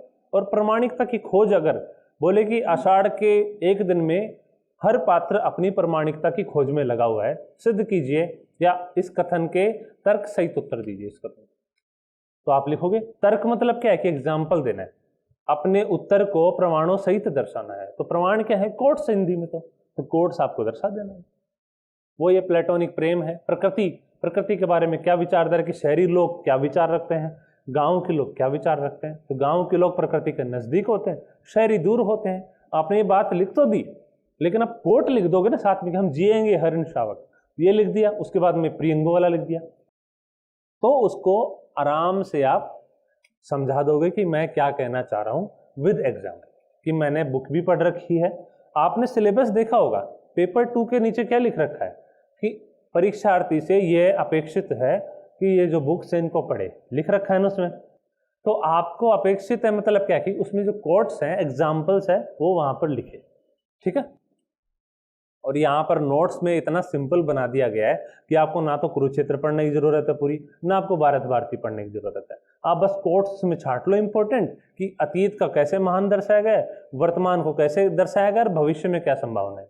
उसमें 3-4 कोट देख लो आप और बस लिख दिया। आपको भारत भारती पढ़ने की जरूरत नहीं है, मैंने नहीं पढ़ी, ना मैंने कुरुक्षेत्र पढ़ी, ना भारत भारती पढ़ी, पढ़ने की जरूरत नहीं है ना। जब नोट्स में पहले ही आपके लिए छांट रखा है चीजों को, आपको नहीं पढ़ना है, बस आपको उतना ही पढ़ना है जितना जरूरत है, जितना आपको एग्जाम में उत्तर लिखने के लिए जरूरी है, उतना ही मसाला आपको चाहिए। आप ऐसे करोगे, बस अलग से नोट्स में बना के वो तैयार कर लो सारा। अभी आदिकाल है, अब तेवर चेंज हो रहा है। देखो पहले मैंने बड़े बड़े कोट्स लिख रखे थे, अब इसमें क्या है, देखो ये पहला कोट है, इसको कहाँ का यूज करेंगे। देखो पहला तो है कि वैदिक मान्यता और वर्ण व्यवस्था का खंडन, यहाँ यूज कर लेंगे इसको, ये मैंने लिख रखा है, देखो ठीक है। खड़ी बोली अगर एग्जाम्पल आ जाए भाषा खंड में भी इसको यूज कर लेंगे, दूसरा यूज हो गया वो खड़ी बोली हो गया। ये आगम व्यय पुण्य, इसमें यूज कर लेंगे कि कैसे किस प्रकार जो पाखंडवाद उस पर खंडन किया गया है। सरपा के बारे में टिप्पणी आ जाए तो ये यूज कर लेंगे, आडंबरों का विरोध पर आ जाए तो ये यूज कर लेंगे, और भाषा खंड में भी जयी मण पवन संचरी यूज कर लेंगे इसको, कि किस प्रकार से न्यायकर्णय हो रहा था, किस प्रकार से जो अपभ्रंश भाषा है उसका यूज किया गया, कर लोगे। अब खड़ी बोली का एक और एग्जाम्पल है। अब इनको जब ऐसे बोले कि नाथ जो शुरुआत में जो सिद्ध साहित्य है उन पर टिप्पणी कीजिए, तो भी कोट को यूज करो, भाषा खंड में भी यूज करो, दोनों जगह सेम कोट यूज करो, कोई दिक्कत नहीं है। अगर सरपा पे टिप्पणी आ जाए तो भी यूज करो। तो एक ही चीज को अलग अलग जगह यूज करो, तो आपकी मेहनत भी बच जाएगी और एक ही चीज यूज होने से मार्क्स भी बढ़ जाएंगे, ठीक है। तो यही बात है सारा, मैंने यही दर्शाया कि सूरदास में वही है कि वात्सल्य की कविताएं अलग अलग बांट लो, कि ये वात्सल्य की है, ये सख्य प्रेम की है, ये उपलम्ब काव्य की है, ये सारा जो उनका वियोग है वियोग की है, अलग अलग बांट लो बस। ये हाँ, साथ में ऐसे भी कोट, एक्चुअली हिंदी साहित्य में जो परीक्षक होता है उसको चाहिए होता है कि बच्चा आलोचनात्मक जो विश्लेषण है वो करे किसी भी चीज का। तो आपको समीक्षकों के कोट लिखना है, तो आप तो समीक्षक हो नहीं, तो आपको अच्छे समीक्षक हैं उनके हाथों हाथ कोट लिखना है। आपको ये याद होगा कि गद्य खंड में इतना जरूरी नहीं होता समीक्षक, पद्य खंड में जरूरी होता है। तो आपको पता है कि किस युग में कौन सा समीक्षक ज्यादा है। सूरदास में है तो आचार्य शुक्ल को लिखना है, कबीर में है तो द्विवेदी जी और शुक्ल का दर्शाना है। तो आपको समीक्षकों के कोट भी लिखना है साथ में। अगर आप ये लिख दो कि सूरदास का वात्सल्य के बारे में टिप्पणी आ जाए, तो आपको ये भी लिखना है कि ऐसा लगता है कि यशोदा यशोदा न रही मानो सूर हो गई, और सूर सूर न रहे यशोदा हुई। तो लिखो कि सूरदास की वात्सल्य जो प्रेम है, वात्सल्य संयोग का जो कविताएं हैं, उनकी तारीफ करते हुए, उनकी प्रशंसा करते हुए महान समीक्षक आचार्य द्विवेदी जी ने लिखा है कि आचार्य शुक्ल जी ने लिखा है कि ये बात। अब द्विवेदी जी का कोट भी लिख लो। निष्कर्ष में मान लो ये कि वाल्मीकि, कालिदास, टैगोर इनसे भी आगे निकल जाते हैं, वर्ड्सवर्थ, लॉन्गफेलो से तुलना कर दो साथ में। तो मैंने यही पूरा उत्तर लिख डाला। एक पेज में सूरदास के वात्सल्य के पे कोई भी उत्तर लिया हो, मैं इससे लिख दूंगा। आपके पास माल मटेरियल तैयार है पूरा। ये निष्कर्ष है, ये 2 समीक्षकों के कोट भी आ गए और ये 3-4 इसके खुद के कोट आ गए। बस इतना ही है। सूरदास के वात्सल्य पे सवाल आएगा, आप इससे उत्तर लिख दो पूरा। तो नॉलेज जितना था मैंने एक पेज में ले लिया उसको, तो आपको भी लास्ट में यही करना है कि जितना नॉलेज है उसको एक पेज में समेट लो, ताकि एग्जाम से पहले 1 दिन पहले आपको रिवीजन करने में आसान रहे। तो सब कितना ही पढ़ लो, एग्जाम के 4-5 दिन पहले लगेगा सब भूल रहा हूँ मैं, तो उस वक्त ये कॉपी काम आएगी कि बस जल्दी जल्दी इस कॉपी को देखते रहो, हाँ यार ये ठीक है ठीक है ठीक है। तो आप अभी से पहले दिन से वैसे आपको शुरू कर देना। किसके पास, कितने लोग के पास ये नोटबुक अलग से, कितने लोगों ने डायरी बनाई है? देखो ये भी सेटिस्फैक्शन, थोड़ा अच्छा रिस्पॉन्स नहीं है, तो आपको इस पे ध्यान देना है। देखो अच्छी बात नहीं है, आपको कोर्स याद करना ही है। देखो इसके बिना सिलेक्शन नहीं होगा। आप लोग यहाँ पे बैठकर टाइम वेस्ट कर रहे हैं। तो आपको नोटबुक बनानी है, डायरी बनानी है, एक एक चीज को अच्छे से देखना है इस डायरी में। उसके बाद में ये कबीर के सामाजिक मुद्दे, वही। अब जैसे ये कोट लिख लिया मैंने, ये लिख लिया कि ये यूज कहाँ होगा, आत्मविश्वास की प्रबलता, ये शास्त्रवाद का विरोध, ये कोट है उसका वो यूज हो गया। ये कोट है आडंबर का विरोध, ये कोट का यूज हो गया। तो आपको ऐसे ही लिखना है सारा। ये कोट लिख लिया, ये यमक अलंकार में यूज कर लूंगा, माला फेरत जुग गया मिटा न मन का फेर, तो मन का ये यमक अलंकार। अब कबीर की भाषा पे टिप्पणी आ जाए तो क्या लिखोगे, लिख दोगे इसमें 1-2 कोट ऊपर से लिख दोगे, यमक अलंकार का लिख दोगे, और जो कबीर की भाषा है पंचमेल खिचड़ी उस पर लिख दोगे। बस ऐसे ही लिखना है आपको। तो एक ही चीजों से कैसे अलग अलग जगह लिख सकते हो आप। वही सामाजिक असमानता को जाति पे है, नारी पे है, आपको साथ में कोट्स लिखना है, और कोट्स के बाद में उसका कई यूज होगा लिखना। अब देखो कामायनी है, तो कामायनी में देखो ये है, तो मैंने कामायनी में इसका वो भी देख लिया कि छंद कौन सा इसमें। ऐसे मात्रा गिनते हैं ना, तो मैंने छंद को गिन लिया इसमें। आंसू छंद है, 28 मात्रा है, 14 पर इसकी यति आती है। और आनंदवाद का एग्जाम्पल, तो आप लोग सोच रहे होंगे पता नहीं किसी की ऐसे फोटो खींच लाए हो, नहीं हो सकता है। प्रमाण दर्शा देता हूँ, कबीर को पढ़ रहे हैं तो प्रमाण तो दर्शाना पड़ेगा ना। दिख रहा है आपको, वही लिख रखा है ना। और ये मोटी कितनी है देख रहे हो आप। तो आपको एग्जाम से पहले यही बनाना है कि एग्जाम से 2-3 दिन पहले क्या रिवीजन करोगे, बस ये कॉपी बैठ जाना आप लेकर, सब नोट साइड पे रख देना, ये पढ़ लिया सारा अच्छे से हो जाएगा, आंसर आप राइटिंग अच्छे से कर लोगे। ठीक है, तो यही देखो मैंने पूरा लिख रखा है, इसमें पूरा भरी हुई है कॉपी। ये मेरी मतलब जो मास्टर नोट्स है वो है, इसमें सब कुछ है। इसमें आप कोई भी सवाल उठा लो हिंदी साहित्य का, मैं उस सेक्शन को खोलूंगा और उसको देखकर आंसर दूंगा। पूरे नोट्स, कितने नोट्स हैं, 5-6 नोट्स हैं, हैंड रिटन नोट्स बनाए होंगे, और बहुत सारी चीजें हैं, उनको लेकर केवल एक ही इतनी सी कॉपी में समेट दी हिंदी लिटरेचर को। और कैसे समेटा, ऐसे समेटा हूँ, ऐसे लिख लिख। ये अंदर का दृश्य, ये बाहर का दृश्य। और देखो ऐसे फटी फटी से लग रही है। मैंने क्या किया, इसमें 150 पेज थे पहले, तो मैंने बीच बीच में पेज ठूस भी लिए ताकि अलग कॉपी ना बनानी पड़े, एक ही कॉपी नहीं, तो थोड़ा आपको जुगाड़ भी करना पड़ेगा। तो ये कामायनी क्या हो गए सारे, वही है। आनंदवाद है, डार्विन का प्रभाव है, मार्क्सवाद का प्रभाव है।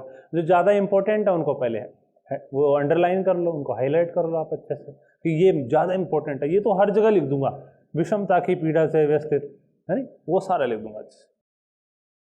ये सबसे ज़्यादा इंपॉर्टेंट है। शैवाद्वैतवाद है, दर्शन का है, प्रकृति के बारे में क्या चित्रण हुआ है, तो आपको 2-3 जगह ये सारा।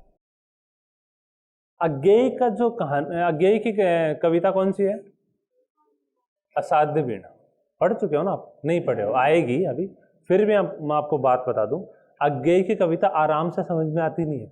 अज्ञेय दर्शन के बहुत बड़े देता रहे हैं। अज्ञेय का दर्शन कौन सा है? कौन सा? अज्ञेय का दर्शन क्या है?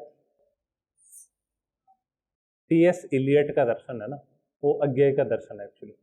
टी.एस. इलियट को मानते हैं। टी.एस. में क्या है? ऑब्जेक्टिविटी है, जो वस्तुनिष्ठ समीकरण है ना, बस। तो टी.एस. इलियट है, और भी दर्शन इन्होंने मिला है, सार्त्र है, थोड़ा सा फ्रॉइड को भी मानते हैं। तो आपको दर्शन पता होना चाहिए। तो अज्ञेय की कविता में उसमें सृजनवाद, सृजन के जो तत्व हैं कि सृजन कैसे होना चाहिए, कोई भी आप कला को सृजन करते हो, कला का, तो आप कैसे, कौन कौन सा स्टेप होता है, उसमें 4 स्टेप है कि पहले कि आपको कलाकार होने के लिए क्या चाहिए, आपने कला का स्वरूप क्या होता है, कला का प्रभाव क्या होता है, कला के लक्षण क्या होते हैं, उसमें ही पूरी कविता उन्होंने लिख दी है। उसमें कोट्स जब आप पढ़ोगे ना, इतने कठिन कोट्स आपको याद ही नहीं होंगे। मैंने एग्जाम में उसी कविता को लिया और 4 कोट्स लिख दिए, बढ़िया बढ़िया लंबे लंबे। वो देखेगा यार इतनी कठिन कविता से कोट्स लिखा है, इसने याद किया, मतलब मेहनत की, तो आपको मार्क्स मिलेगा। तो आपको ध्यान रखना है कि चीज़ों को अच्छे से याद करना है और आपको अच्छे से भावार्थ समझते हुए उसको उत्तर लिखना, ठीक है। वो हाँ, अब ये जो बात है मेन इंपॉर्टेंट है कि व्याख्या खंड में क्या होता है कि हम शुरुआत में सोचने लग जाते हैं कि संदर्भ प्रसंग क्या लिखूं यार, क्या लिखूं, अच्छा बन जाए। तो आपको पहले ही ऐसे करना है कि 10-20 व्याख्या है ना, मॉडल के तौर पर लिख लेनी है। प्रसंग उनका मॉडल लिख लो कि अगर प्रेम मंजूषा से आ जाती है तो मुझे क्या प्रसंग लिखना है, तो पहले तैयार कर लो। मैंने प्रेमचंद के बारे में तैयार कर ली कि प्रस्तुत पंक्तियां हिंदी कहानी के शिखर रचनाकार प्रेमचंद की दलित जीवन से संबंधित कहानी सदगति से उद्धृत है। बस ये लिख दो, नीचे फिर लिख दो कि संदर्भ क्या है, कि इसमें इन्होंने ये बताया है। सिंपल। एक और देखो इसका, हिंदी कहानी को यथार्थवाद की जमीन पर प्रतिष्ठित करने वाले कालजयी कहानीकार प्रेमचंद। और उसके बाद में जो बात लिखनी है कि उसकी कहानी इस कहानी से यहां से लिया गया, ये संवाद है। तो आप ये लिखोगे तो प्रभाव पड़ेगा ना। आप पहले ही तैयार करके चले जाओ उस चीज को, वहां पे सोचने की जरूरत ही नहीं पड़ेगी, तो कम टाइम में आप आंसर लिख दोगे। यही है ना स्मार्ट। तो वहां पर जाकर सोचो कि यार क्या लिखूं, 1-2 मिनट वेस्ट कर दिए। अगर एक व्याख्या में 1-2 मिनट करोगे तो 10 व्याख्या में तो गए 15-20 मिनट आपके। तो उसका प्रभाव आपको अगले उत्तर में दर्शेगा कि अगले उत्तर में आपके पास कम टाइम होगा, तो आप जल्दीबाजी करोगे तो गलती होगी। तो आपको यही है कि पहले बहुत सारी चीजें आपको पहले से ही तैयार करके जानी, ठीक है। तो ये व्याख्या वाला, एक दुनिया समानांतर की है तो व्याख्या पंक्तियां हिंदी के प्रसिद्ध चिंतक व कथाकार राजेंद्र यादव द्वारा संपादित इस आंदोलन की कहानी के प्रतिनिधि संग्रह से उद्धृत है। बस ये लिख दो, उसके बाद में व्याख्या कर दो। भाई वो तो पहला ही पढ़ेगा ना, प्रसंग संदर्भ पढ़ेगा, तो वहां से आप प्रभाव पढ़ना शुरू हो जाएगा कि भाई इसको आता है, ठीक है। अब वो निबंध खंड है। निबंध का मैंने क्या किया कि निबंध खंड थोड़ा सा मुश्किल है, निबंध पढ़ना नहीं है, आपको नोट्स है दृष्टि के, उसको ही शॉर्ट नोट्स के फॉर्म में लिख लेना है कि निबंध खंड के कौन कौन से कोर्स हैं। पहला ये है कि हृदय की इस मुक्ति की साधना के लिए मनुष्य की वाणी जो शब्द विधान करती आई है उसे कविता कहते हैं। क्या लिखोगे? शुक्ल जी ने कविता की परिभाषा निम्न प्रकार से दी है। उसने भाव योग और कर्म योग, भाव योग माना है कविता को, जिसको कर्म योग और ज्ञान योग के समकक्ष माना है। लिख दो, कोट लिख दो, नीचे काम खत्म। तो आपको, मैंने कभी भी कविता क्या है पूरा निबंध नहीं पढ़ा, बस ये नोट्स हैं उसमें से छाट के रख लो और थोड़ा भावार्थ समझ लो कि कब ये कोट यूज करना है, ठीक है। तो ऐसे आपको यूज करना है। अच्छा, बोरिंग हो रहा होगा थोड़ा सा, तो थोड़ा सा चलो, क्या अच्छा चल रहा है? देखो थोड़ा सा बोरिंग तो है, मैं सर के जितना इंटरेस्टिंग नहीं हूँ। सर तो बीच बीच में चुटकुले वगैरह सुनाते रहते हैं। किसको गाना है? मुझे नहीं आता, सर मजाक करके चले गए। तो आप लोग को मजाक बनाया गया आपका, आप समझ नहीं पाए, ठीक है। तो एक चीज है, जैसे कई बार होता है लाइफ में कि एक वक्त आता है इंसान के कि यार बस सब कुछ छोड़ छाड़ के संन्यास ले लेता हूँ। सबकी लाइफ में आता है और मेरी भी लाइफ में आया था। उस वक्त क्या हुआ कि यार फिर मैंने है ना एक नोटबुक में लिख रखा था कहीं कि मुझे क्या करना है लाइफ में, मैंने लिख रखा था, आप भी लिख लेना, काम आए कभी लाइफ में। तो मैंने भी लिख रखा था, उसको पढ़ा नोटबुक, अजीब सा लगा शुरुआत में क्या लिख रखा है। फिर थोड़ा थोड़ा पढ़ने लग गए, 2-3 पेज लिखे थे कि क्यों पढ़ना है। शुरुआत में जब तैयारी शुरू करते हैं तो हम जिहादी टाइप होते हैं पूरे, कि बस क्रैक कर देना है, सब कुछ फाड़ देना है, फोड़ देना है। तो वो उसी भाषा में वही ओज गुण था उसमें मेरा। तो जैसे ही पढ़ा तो नहीं भाई ये सब बकवास है, पढ़ना है, पढ़ाई लिखाई करना है, अच्छे से बनना है कुछ। देखो जीवन एक ही बार मिलता है इंसान को, और इसमें कुछ अच्छा कर जाओगे ना तो अपन भी खुश रहेंगे और आने वाले लोग भी खुश रहेंगे। क्योंकि दोस्तों ये जो सर्विस है ना, आपको यहाँ पर इतने मौके मिलेंगे दूसरों की चेहरे पर खुशी लाने के, कि आप जब कुछ काम करोगे, जैसे किसी का राशन कार्ड है वटक रखा था कई दिनों से और आपने बनवा दिया, तो उसके चेहरे पर जो खुशी होगी ना सामने वाले के, वो शायद कोई सर्विस शायद ही दे पाए। ये सर्विस ऐसी है कि आप रोजाना कितने लोग के खुशी मतलब चेहरे पे आप ला सकते हो। अब उस एंजॉयमेंट को आप कितनी मूवी देख लो, आप कुछ भी कर लो, कहीं घूम लो, उसका मजा नहीं है। लेकिन दूसरे को खुश करना, किसी के जीवन में आनंद लाना, इससे बड़ा सबको नहीं मिलता ये सौभाग्य। तो ये सर्विस है जो सौभाग्य देती है। तो आपको अपने घर भविष्य को तो बनाना ही है, लेकिन ये जो बात है ना, जीवन में क्या संतुष्टि क्या देता है, क्या चीज़ है जो जीवन में सबसे ज़्यादा आपको खुश कर सकती है? क्या मानते हैं? मतलब 2-3 हाथ खड़े करके मुझे बताओ कि मेरे लिए जीवन में ये सबसे बड़ी बात है। बताइए क्या है? आवाज नहीं आ रही, आराम तेज बोलिए। सर, जो गांव में जो अभी भी स्त्री वर्ग का जो है वो उनकी आवाज नहीं उठा पा रही, अभी भी जो घरेलू हिंसा है वो अकेला सहती है, चाहे पढ़ी लिखी हो चाहे अनपढ़ हो। तो आपके लिए स्त्री उत्थान सबसे बड़ा मतलब काम है जीवन का। बहुत अच्छे, बहुत अच्छे। और बस 2-3 ही सुनूंगा। हाँ बताओ। सर सबको किसी की हेल्प करना। हाँ तो वो तो वही बात होगी भाई, आप किसी की हेल्प कर रहे हो, किसी को फायदा पहुंचा रहे हो, तो वही की बात है। पैसा वैसा नहीं है किसी का भाई इतने। मैंने भाषण दे दिया तो आप सब लोग बिल्कुल निस्वार्थ हो गए हुए हैं। पैसा भी जरूरी होता है लाइफ में, नहीं? आपको एक मिनिमम जीवन तो जीना है ना। तो पैसा भी जरूरी है, बाकी चीजें भी जरूरी है, सब कुछ इंपॉर्टेंट होता है, तो बैलेंस बना के चलना है। लेकिन लाइफ के जब आप 60 की उम्र में होंगे तो उस वक्त, अब मुझे कैसे पता? क्योंकि मैंने किसी बुक में पढ़ा था, मुझे समझ में आया कि यार अच्छा बोल रहा है। तो जब आप 60 की उम्र में होंगे ना तो आपको लगेगा पैसा वैसा सब बकवास है, मेरे पास इतनी गाड़ियां हैं, मर्सिडीज है। जो मैंने पढ़ा था एक्चुअली लता मंगेशकर जब हॉस्पिटल में थी अंतिम क्षणों में, तो उन्होंने ये लिखा कि मेरे पास आज इतनी बड़ी बड़ी गाड़ियां हैं, मेरे पास बंगलो है, सब कुछ है मेरे पास, लेकिन फिर भी मैं इस हॉस्पिटल के छोटे से बिस्तर में ये जो है उसमें है, और मेरे पास इतनी अच्छी सी साड़ियाँ हैं, सिल्क, ये वो, दुनिया की सबसे बड़ी, तो फिर भी मैं ये जो नीले कपड़े होते हैं पेशेंट को पहना तो उसमें हूँ। तो लाइफ में अंत में कुछ भी नहीं रहना, आप 2-4 की जिंदगी भी सुधार दिए तो आपका लाइफ धन्य है। ठीक है? तो आपको बस यही उद्देश्य लेकर चलना है कि कुछ अच्छा करना है, और ये सर्विस है, ये सबसे बड़ी अपॉर्चुनिटी आपको प्रदान करती है। इसलिए भी आपको बनना चाहिए, इसलिए आपको मेहनत करनी चाहिए। दोस्तों लाइफ में सबके डिस्ट्रैक्शन होता है, सबके जीवन में समस्याएं होती हैं। क्या पता मेरे जीवन में समस्याएं थी तो मैं ये नहीं बोलूँगा कि आपके जीवन में समस्या नहीं है, इनके जीवन में समस्या नहीं है। समस्या है, समस्या जरूरी नहीं आर्थिक ही हो, समस्याएं सामाजिक भी हो सकती हैं, समस्याएं धार्मिक भी हो सकती हैं, समस्याएं पर्सनल भी हो सकती है, कुछ लाइफ में मनोवैज्ञानिक समस्या हो सकती है। लेकिन आपको समस्याओं से पार पाना है, अगर उससे आगे आओगे ना तभी जाकर कुछ होगा। तो आपको आज से ही एक लक्ष्य बना लेना है। दोस्तों आपका अगर कुछ करना है ना तो ही बैठो यहाँ पे, टाइम वेस्ट मत करो, बाकी चीजें भी करने के लिए। तो आप पढ़ो तो ईमानदारी से, कोई भी काम करो बिल्कुल पूरी ईमानदारी से, कि अगर आप सफल भी नहीं हुए तो आपको ये लगेगा कि यार मैंने ईमानदारी से मेहनत की थी, मैंने मेहनत अच्छे से की थी, मुझे कोई गिला शिकवा नहीं। लाइफ में कुछ और भी करोगे ना तो भी एक संतुष्टि रहेगी कि मैंने यूपीएससी की तैयारी की है और बिल्कुल दिल लगा के बिल्कुल अच्छे से मेहनत करके की है। ठीक है, सबका सिलेक्शन नहीं होता है, लेकिन मैं आगे अच्छा कर लूँ। तो आपको यही है, ईमानदारी से मेहनत करनी है और बिल्कुल सिंसियर होकर पढ़ना है। और ऐसे नहीं कि लाइफ में फन नहीं होना चाहिए, लाइफ में बाकी चीज़ें नहीं होनी चाहिए।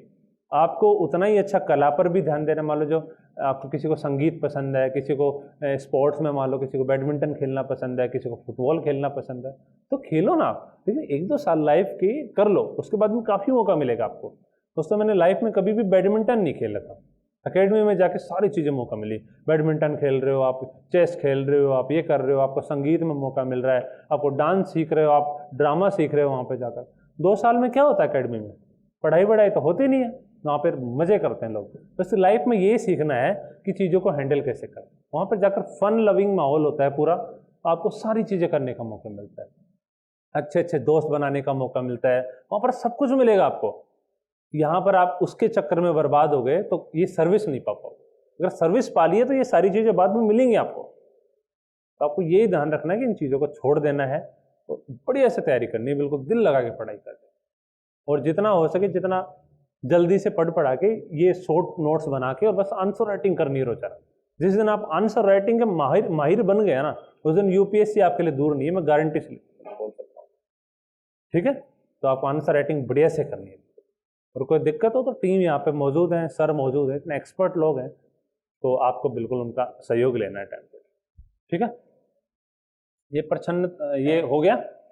अब आगे बात करें तो ये देखो, हिंदी साहित्य में क्या होता है कि अगर आप किसी भी उत्तर में बुक का यूज़ कर लो, किसी कि इसका थोड़ा सा इंग्लिश वालों का बुक का, कि जो अंग्रेजी साहित्यकार उनकी पुस्तक का यूज़ कर लियो, तो आप पहले ही बना के रख लो। नोट्स में क्या है, ये सारी बुक्स हैं, लेकिन क्या है कि अलग अलग जगह बिखरी हुई है। मैंने क्या किया कि सारी बुक्स को एक पेज पे उतार लिया कि टी.एस. इलियट उन्होंने क्या लिखा, The Waste Land The Sacred Wood, तो ये कहीं लिख दिया ना कि टी.एस. इलियट ने अपने पुस्तक में ये दिया है, चाहे आपने बुक नहीं पढ़ी हो, एग्जामिनर को क्या लगेगा कि यार इसने कुछ ना कुछ तो पढ़ा हो इस बुक के बारे में, और बंदा मतलब नॉलेजफुल है थोड़ा सा। ठीक है, इसके बाद में यही, हाँ आपके सामने ये आता होगा ना कि यार उसने कौन सी कहानी लिख दी, अज्ञे ने कौन सी लिख दी, प्रसाद ने कौन सी लिख दी, कंफ्यूजन हो जाते होगे फैक्ट्स के बारे में। तो मैंने क्या किया कि जो फैक्ट्स है जितने भी हिंदी लिटरेचर के, उनको एक पेज पर उतार दिया अलग से। जैसे मान लो कहानी खंड में इतने सारे फैक्ट्स हैं, नोट्स में बिखरे पड़े अलग अलग जगह।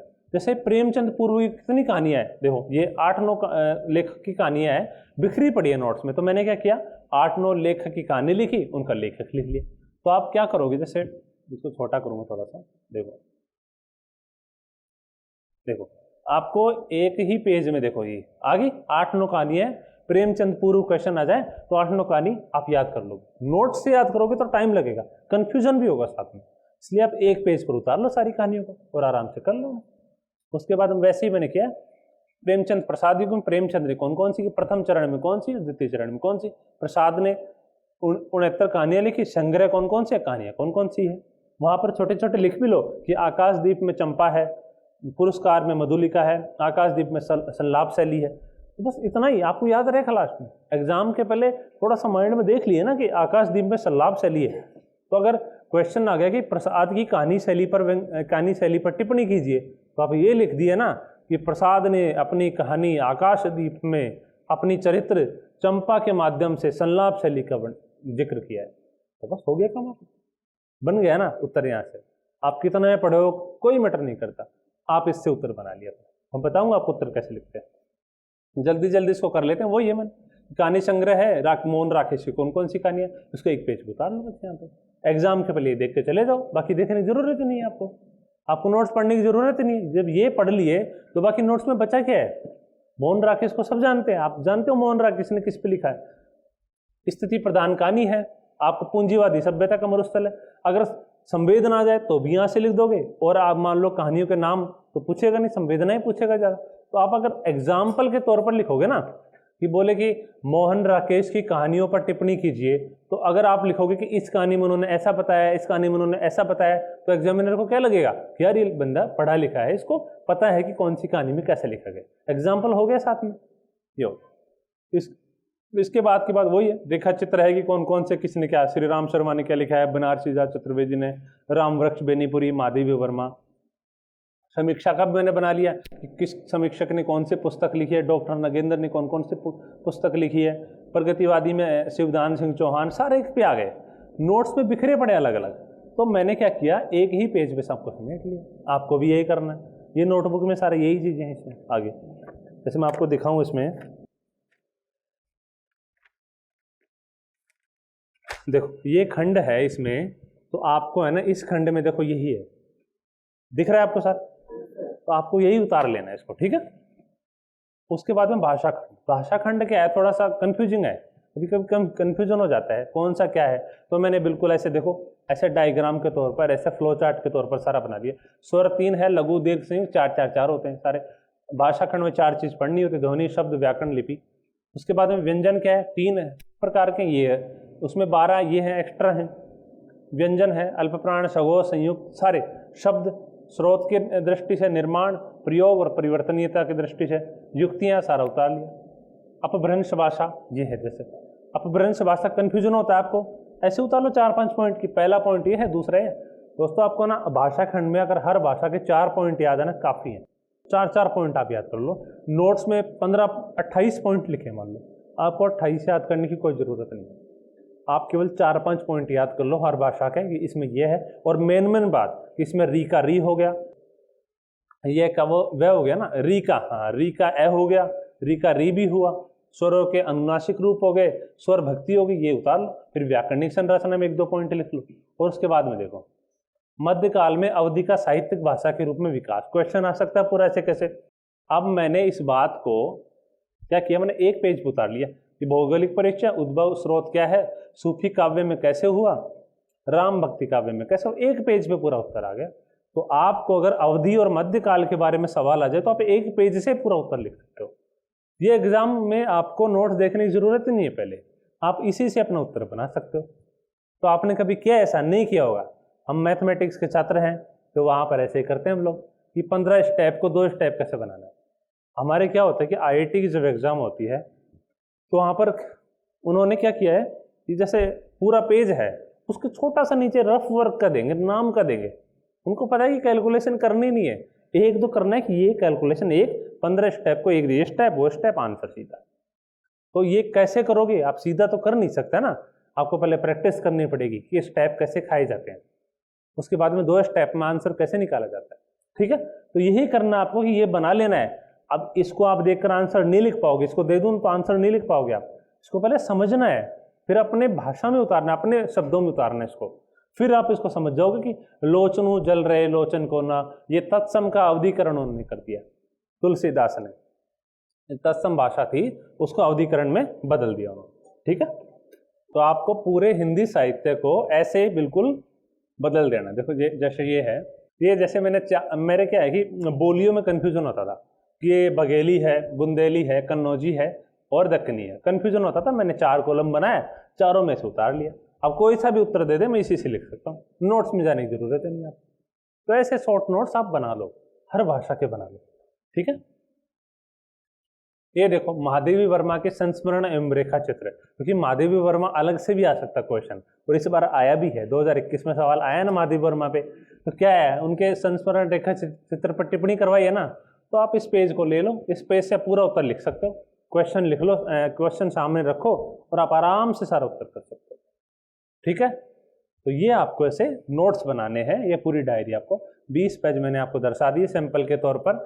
आपको पूरा अपना नोट्स है उसको अपनी भाषा में लिख लेना है। ठीक है, तो एक तो बात ये होगी। अब मैं कॉपी आपको दिखाने वाला हूँ कि उत्तर कैसे लिखना है। ठीक है, इन्हीं चीज़ों को यूज करके। हाँ,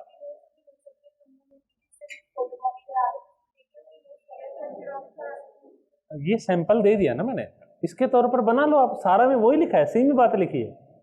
आपको देखो मैं आपको बताऊं, 2 चीज़ इसमें टेक्निकल प्रॉब्लम है ना कि इतने लोग के बीच में इतनी चीज़ें पहुंचाना कई बार पॉसिबल नहीं होती, इसलिए आपको सैंपल के तौर पर मैंने दर्शा दिए 20 पेज लिखना। देखो मेरा नोट्स आपके काम नहीं आएंगे, समझ में नहीं आएगा ना, मैंने कोड वर्ड में लिख रखा है सारी चीज़ें, आपको समझ में नहीं आएंगे। देखने के लिए सैंपल है, मैंने दर्शा दिया। जैसे मान लो ये क्वेश्चन था कि कन्नौजी बोली का परिचय, तो इन्होंने क्या किया, सबसे पहले परिचय दर्शा दिया कि कन्नौजी बोली पश्चिमी हिंदी उपभाषा वर्ग की बोली है। ये नोट्स से ही है, सब कुछ नोट्स में लिखा है ना, ऐसे परिचय दर्शा दिया कि कन्नौजी बोली का परिचय, मतलब थोड़ा सा परिचय। फिर क्या है, ध्वनिगत विशेषताएं, फिर वही कि ण के स्थान पर कई जगह न का प्रयोग भी देखने को मिलता है। तो आपको ऐसे उत्तर लिखना है, सिंपल, कुछ नहीं लिखना। जैसे जो चीज़ें हैं, क्वेश्चन पढ़ना है, डिमांड समझना है उसकी। ये तो खैर छोटा सा क्वेश्चन है, इसमें आपको डिमांड बिल्कुल सीधी दिख रही कि कन्नौजी बोली का परिचय लिखना है। अब इसमें मान लो आप आगे दर्शाना हो, प्रेमचंद की कहानियों के रचना शिल्प पर प्रकाश डालिए। ठीक है, आपको पता है क्या पूछ रखा है। अगर इसके बारे में बात करें तो सबसे पहले कि मेन डिमांड क्या है, प्रेमचंद की कहानियां। ये डिमांड आपको समझ में आ गई। क्वेश्चन को तोड़ना बता रहा हूँ, कोई सवाल आ जाए तो आपको कैसे डील करना। प्रेमचंद की कहानियां, उसका क्या है, रचना शिल्प। रचना शिल्प मतलब उसका शिल्प पक्ष, और फिर प्रकाश डालिए मतलब सिंपल आपको लिखना है एग्जैक्टली जो क्या है, इसका ना विश्लेषण करना है ना आलोचना करनी है, जो चीज है वो लिख देना है, प्रकाश डालिए। ठीक है, तो वही है, पहले परिचय लिखो कि प्रेमचंद उस दौर के रचनाकार है जब हिंदी की कहानी धारा शैशव अवस्था में थी, वो आपको सबको लिखना आता है कि प्रेमचंद क्या था। उसके बाद में मेन डिमांड आती है कि प्रेमचंद की कहानियों का रचना शिल्प। सबसे पहले रचना शिल्प में क्या आता है, भाषा, कि भाषा कैसी थी, हिंदुस्तानी थी। हिंदुस्तानी क्या थी कि दो भाषा शैलियों का मिश्रण था, उन्होंने यूज कर लिया। ठीक है, अब आगे चले हम लोग। मान लो उपमाओं का प्रयोग किया। अब देखो एग्जाम्पल्स आना शुरू किया। अगले क्या है कि अलंकार, अप्रस्तुत योजना कैसी है उसकी भाषा में आएगा। तो उपमाओं का प्रयोग क्या किया, उसका रोना भी निराला था जैसे छोटी लाइन के इंजन की आवाज। आप ये लिख दियो तो आपको उनको पता लग जाएगा उपमा का यूज हो रहा है। उपमा को एग्जाम्पल में अच्छे से यूज कर लिया, ये उसमें है, इस नोट्स में पहले उतार के रख लो आप। उसके बाद में क्या है, मुहावरा का प्रयोग किया, व्यंग्य का प्रयोग किया। ठीक है, इसके साथ साथ प्रेमचंद ने पात्रों की वर्गीय स्थिति के अनुसार भाषा, कि अगर पात्र शहर का है तो शहर की भाषा, गांव का है होरी की भाषा और गोबर की भाषा में अंतर है, क्योंकि गोबर कहाँ का व्यक्ति है, शहर में जाकर आए, और होरी ठेठ गांव का व्यक्ति है। अगर आप उसके अकॉर्डिंग भी अगर शतरंज के खिलाड़ी की भाषा देखोगे और आप दूध का दाम की भाषा देखोगे तो अलग अलग है। ठीक है, अगर आप थोड़ा सा जो गिला है, गिला की भाषा थोड़ी सी अलग है, पात्रों के अनुसार भाषा बदली है। ठीक है, बस यही है सारे डिमांड, क्वेश्चन को समझ लेना है। वो ये नंददास की काव्यगत विशेषताओं पर प्रकाश डालिए। नंददास कृष्ण काव्य भक्ति धारा है, उनके हैं। हम उनके एग्जाम्पल्स आप लिखोगे कि नंददास ने कौन कौन सी काव्यगत विशेषताएं हैं। जैसे और देखो कोट्स कैसे यूज करोगे, देखो और कवि गढ़िया नंददास झड़िया, बीच में क्या करोगे, पहले लिख दोगे उसका वर्णन, फिर छोटा सा कोट अलग भाषा अलग पेन से आप लिख दोगे। ठीक है, उसके बाद में जो उनके गुण नाही और गुण बहे कहाँ थे, बीज बिना तरु जमे मोई तुम कहो कहाँ थे, तो ये लिख दिया ना, उसके बाद में सब बढ़िया है। तो ऐसे आपको पहले इंट्रोडक्शन लिखना है, फिर जो मेन डिमांड है कि उसने क्या क्या बोला है विद कोट्स आपको लिख देने हैं, और लास्ट में आपको इसमें निष्कर्ष। इस प्रकार सूरदास के बाद नंददास ही हैं जिन्होंने अपने काव्यात्मक कौशल से ब्रजभाषा के साथ साथ हिंदी साहित्य की समृद्धि में योगदान दिया। हो गया काम, आपको इतना ही करना है, इंट्रोडक्शन मेन जो पार्ट है वो, और फिर लास्ट में निष्कर्ष। ठीक है, थोड़ा आलोचनात्मक क्वेश्चन देखते हैं थोड़ा सा। संत काव्य धारा पढ़ चुके हो ना आप, जैसे संत काव्य धारा और सूफी, डिमांड को समझा रहा हूं मैं आपको, डिमांड के अकॉर्डिंग उत्तर कैसे बदलेगा आपका। इसमें क्या है अंतर, क्या है संत काव्य और सूफी काव्य धारा में अंतर। तो जहां भी अंतर का सवाल आए तो एग्जामिनर को क्या दोनों बराबर दर्शा दो, कि मान लो सोहनलाल और मोहनलाल में अंतर दर्शाना है तो दोनों को बगल में खड़ा कर दो, इसमें ये है, इसमें ये है, इसमें ये है, इसमें ये है। तो ये तरीका अच्छा है। तो अंतर में क्या करोगे, इधर संत काव्य धारा, इधर सूफी काव्य धारा। पहला अनिश्चित दार्शनिक आधार का होना, निश्चित दार्शनिक आधार सूफी दर्शन, ऐसे ही आप करते जाओ बस।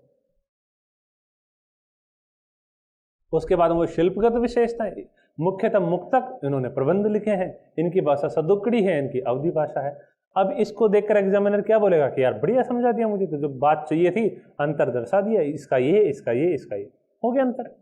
ठीक है, तुलना, हाँ ये ध्यान रखो कि तुलना और अंतर में वो होता है डिफरेंस है, कि तुलना होती है समानता भी और भिन्नता भी। कि मान लो दो व्यक्ति हैं कि भाई इनकी नाक तो ठीक है, बराबर ठीक है, एक समान है, लेकिन इनके कान में अंतर है, इनकी ठोड़ी थोड़ी ऊपर है, इनका मुंह थोड़ा चौड़ा है, ये है। तो आप अंतर ऐसे दर्शाओगे कि पहले समानता, ये 3-4 समानता है, उसके बाद भी ये अंतर है। तो तुलना आ जाए, अंतर आ जाए तो ध्यान रखना दोनों में अलग अलग आंसर लिखना है। ठीक है, ये आपको समझना है, पहले ही समझना है कि क्वेश्चन को समझ कर उत्तर लिखना है। ठीक है, फिर आपको पता लगे कि तुलना की जगह तुलना करनी थी और लिखकर आप कुछ और लिख के आ गए। देखो ये है कि हिंदी की नया उपन्यास धारा पर वही पहले इंट्रोडक्शन, फिर बाद में उनका महानगरीय उपन्यास धारा, उसके बाद में जो स्त्री है धारा वो दर्शानी है। केशव दास के कवि क्रम की मौलिकता पर, कि केशव दास की जो मौलिकता है वो क्या है, कि छंद परंपरा है, उन्होंने छंदों की विविधता है, लेकिन साथ में आलोचना भी कर देनी कि छंदों का अजायब घर हो गया है। श्रृंगार के बारे में उन्होंने मौलिकता दर्शाई है। उसके बाद में अलंकारों का विभेद उन्होंने किया है। ये सारा आपको संवाद योजना उनकी है कि माँ तो कहाँ निरपतात तो गए सुरलोक ही, क्यों सुख शौक लिए, सुख शौक लिए, सुत शौक लिए। तो ये दर्शा दोगे एग्जाम्पल वहाँ पे, क्या दिक्कत है? तो मैं ये आपको दर्शा रहा हूँ कि कैसे उत्तर में यूज करना है इन चीज़ों को। हाँ देखो, जैसे व्याख्या का एग्जाम्पल भी अगर दर्शाऊँ मैं, तो प्रस्तुत पंक्तियाँ हिंदी कविता की राष्ट्रवादी, वही जो मैंने बताया था कि पहले ही लिख के तैयार कर लो, वो करना है। फिर बाद में व्याख्या दर्शा देनी है कि इन पंक्तियों में दिनकर ने युद्ध को नैतिकता के तकाजे में तोलकर कुछ परिस्थितियों में युद्ध की अनिवार्यता को स्वीकारा है।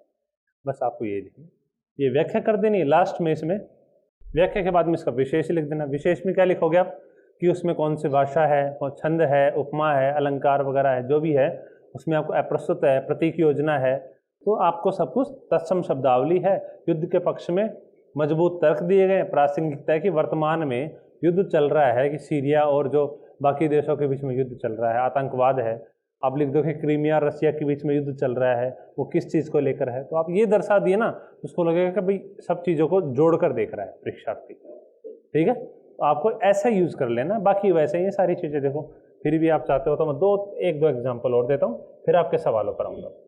हाँ देखो, ये वही है, जायसी और कबीर के रहस्यवाद की तुलना कीजिए।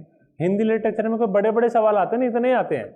आप इस बार का 2021 है उसका मेंस का आप उठा के देखियो, पेपर देखियो, उसमें ये है कि 2 पेज में है पूरा, 2 पेज में पूरा दे दिया है पेपर। उसमें छोटी छोटी लैंग्वेज में छोटे इतना सा लाइन है, उसमें आपको लिखना है। इतना लाइन दे दिया कि इसकी परिभाषा बताओ, इसकी विशेषता बताओ। बाकी ऑप्शनल में आपको ऐसे सवाल नहीं मिलेंगे, इतना हिंदी में मिलेंगे।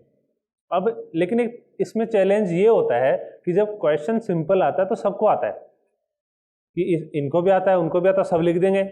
आपको अलग क्या करना है? तो अलग वही करना है कि कोड्स अच्छे यूज करने हैं, डायग्राम जो प्रेजेंटेशन है वो आपको रखनी है, डायग्राम अच्छे से बनाने हैं, फ्लो चार्ट वगैरह बनाना है, और एग्जामिनर को कम मेहनत में आपको समझा देना। तो मैंने क्या क्या बताया, सबसे पहले क्लास को अच्छे से पढ़ना है, उसके बाद में आपको शॉर्ट नोट्स बना लेने जल्दी जल्दी से, और लास्ट में आंसर राइटिंग को अच्छे से करना है। आज ये मंत्र लेके जाइए कि अगर आप सीरियस विद्यार्थी हो तो आपको दिन में 2 आंसर लिखने हैं दिलेटे, लेकिन अगर नॉर्मल हो तो आपको एक तो लिखना ही है रोजाना। आपको लिख लेना है, कॉपी अलग से बना लेनी है, रोजाना उसमें उत्तर लेखन करोगे। जितना लेखन करोगे उतना ही समझ में आएगा। लेखन में आप गलतियां करोगे, फिर आप सुधारोगे उसको अगली बार, फिर आप गलती करोगे, फिर सुधारोगे। टेस्ट सीरीज तो करना है, लेकिन प्रैक्टिस है वो करते रहोगे। तो ये मेरा सार था, मैंने भी यही किया था कि जल्दी जल्दी मैंने लेक्चर देखे, फिर ये नोट्स बना लिया, उसके बाद में जल्दी जल्दी आंसर राइटिंग कर, यही करना आपको। और सिंपल है कि चीज़ें भूल जाते हो तो आप फ्लो चार्ट में लिख लो, कोड्स को एक जगह समेट कर रख लो, उनको एक ही कोड को कई जगह यूज कर लो। तो आपको ये चीज़ें आपको करनी है, यही स्मार्ट तैयारी, इसके अलावा कोई और बात नहीं है। मैंने यही फॉलो किया है, क्लास में सर भी यही बातें बताते हैं और आपको यही बातें करनी है, बस यही बातें अपनानी है, इनको ही लागू करना है। ठीक है, तो ये तो मेरा मेन डिस्कशन हो गया। अब 2-4 सवाल मैं देख लेता हूँ आपके। ये थोड़ा अच्छा सवाल है पर हिंदी साहित्य का नहीं है। आपके अकॉर्डिंग यूपीएससी और स्पेशली सीएससी में मेहनत और किस्मत का क्या रेशियो है? तो मेहनत ज़रूरी है लेकिन किस्मत भी ज़रूरी है। लेकिन वो बोलते हैं ना कि जो मेहनत नहीं करेगा उसका किस्मत भी साथ नहीं देती। तो किस्मत तभी साथ देगी जब मेहनत करोगे, कुछ आपके पास होगा, तब किस्मत के बारे में सोचो। कुछ लोग अरे मेरी तो किस्मत ही नहीं है। अरे भैया मेहनत तो करो पहले।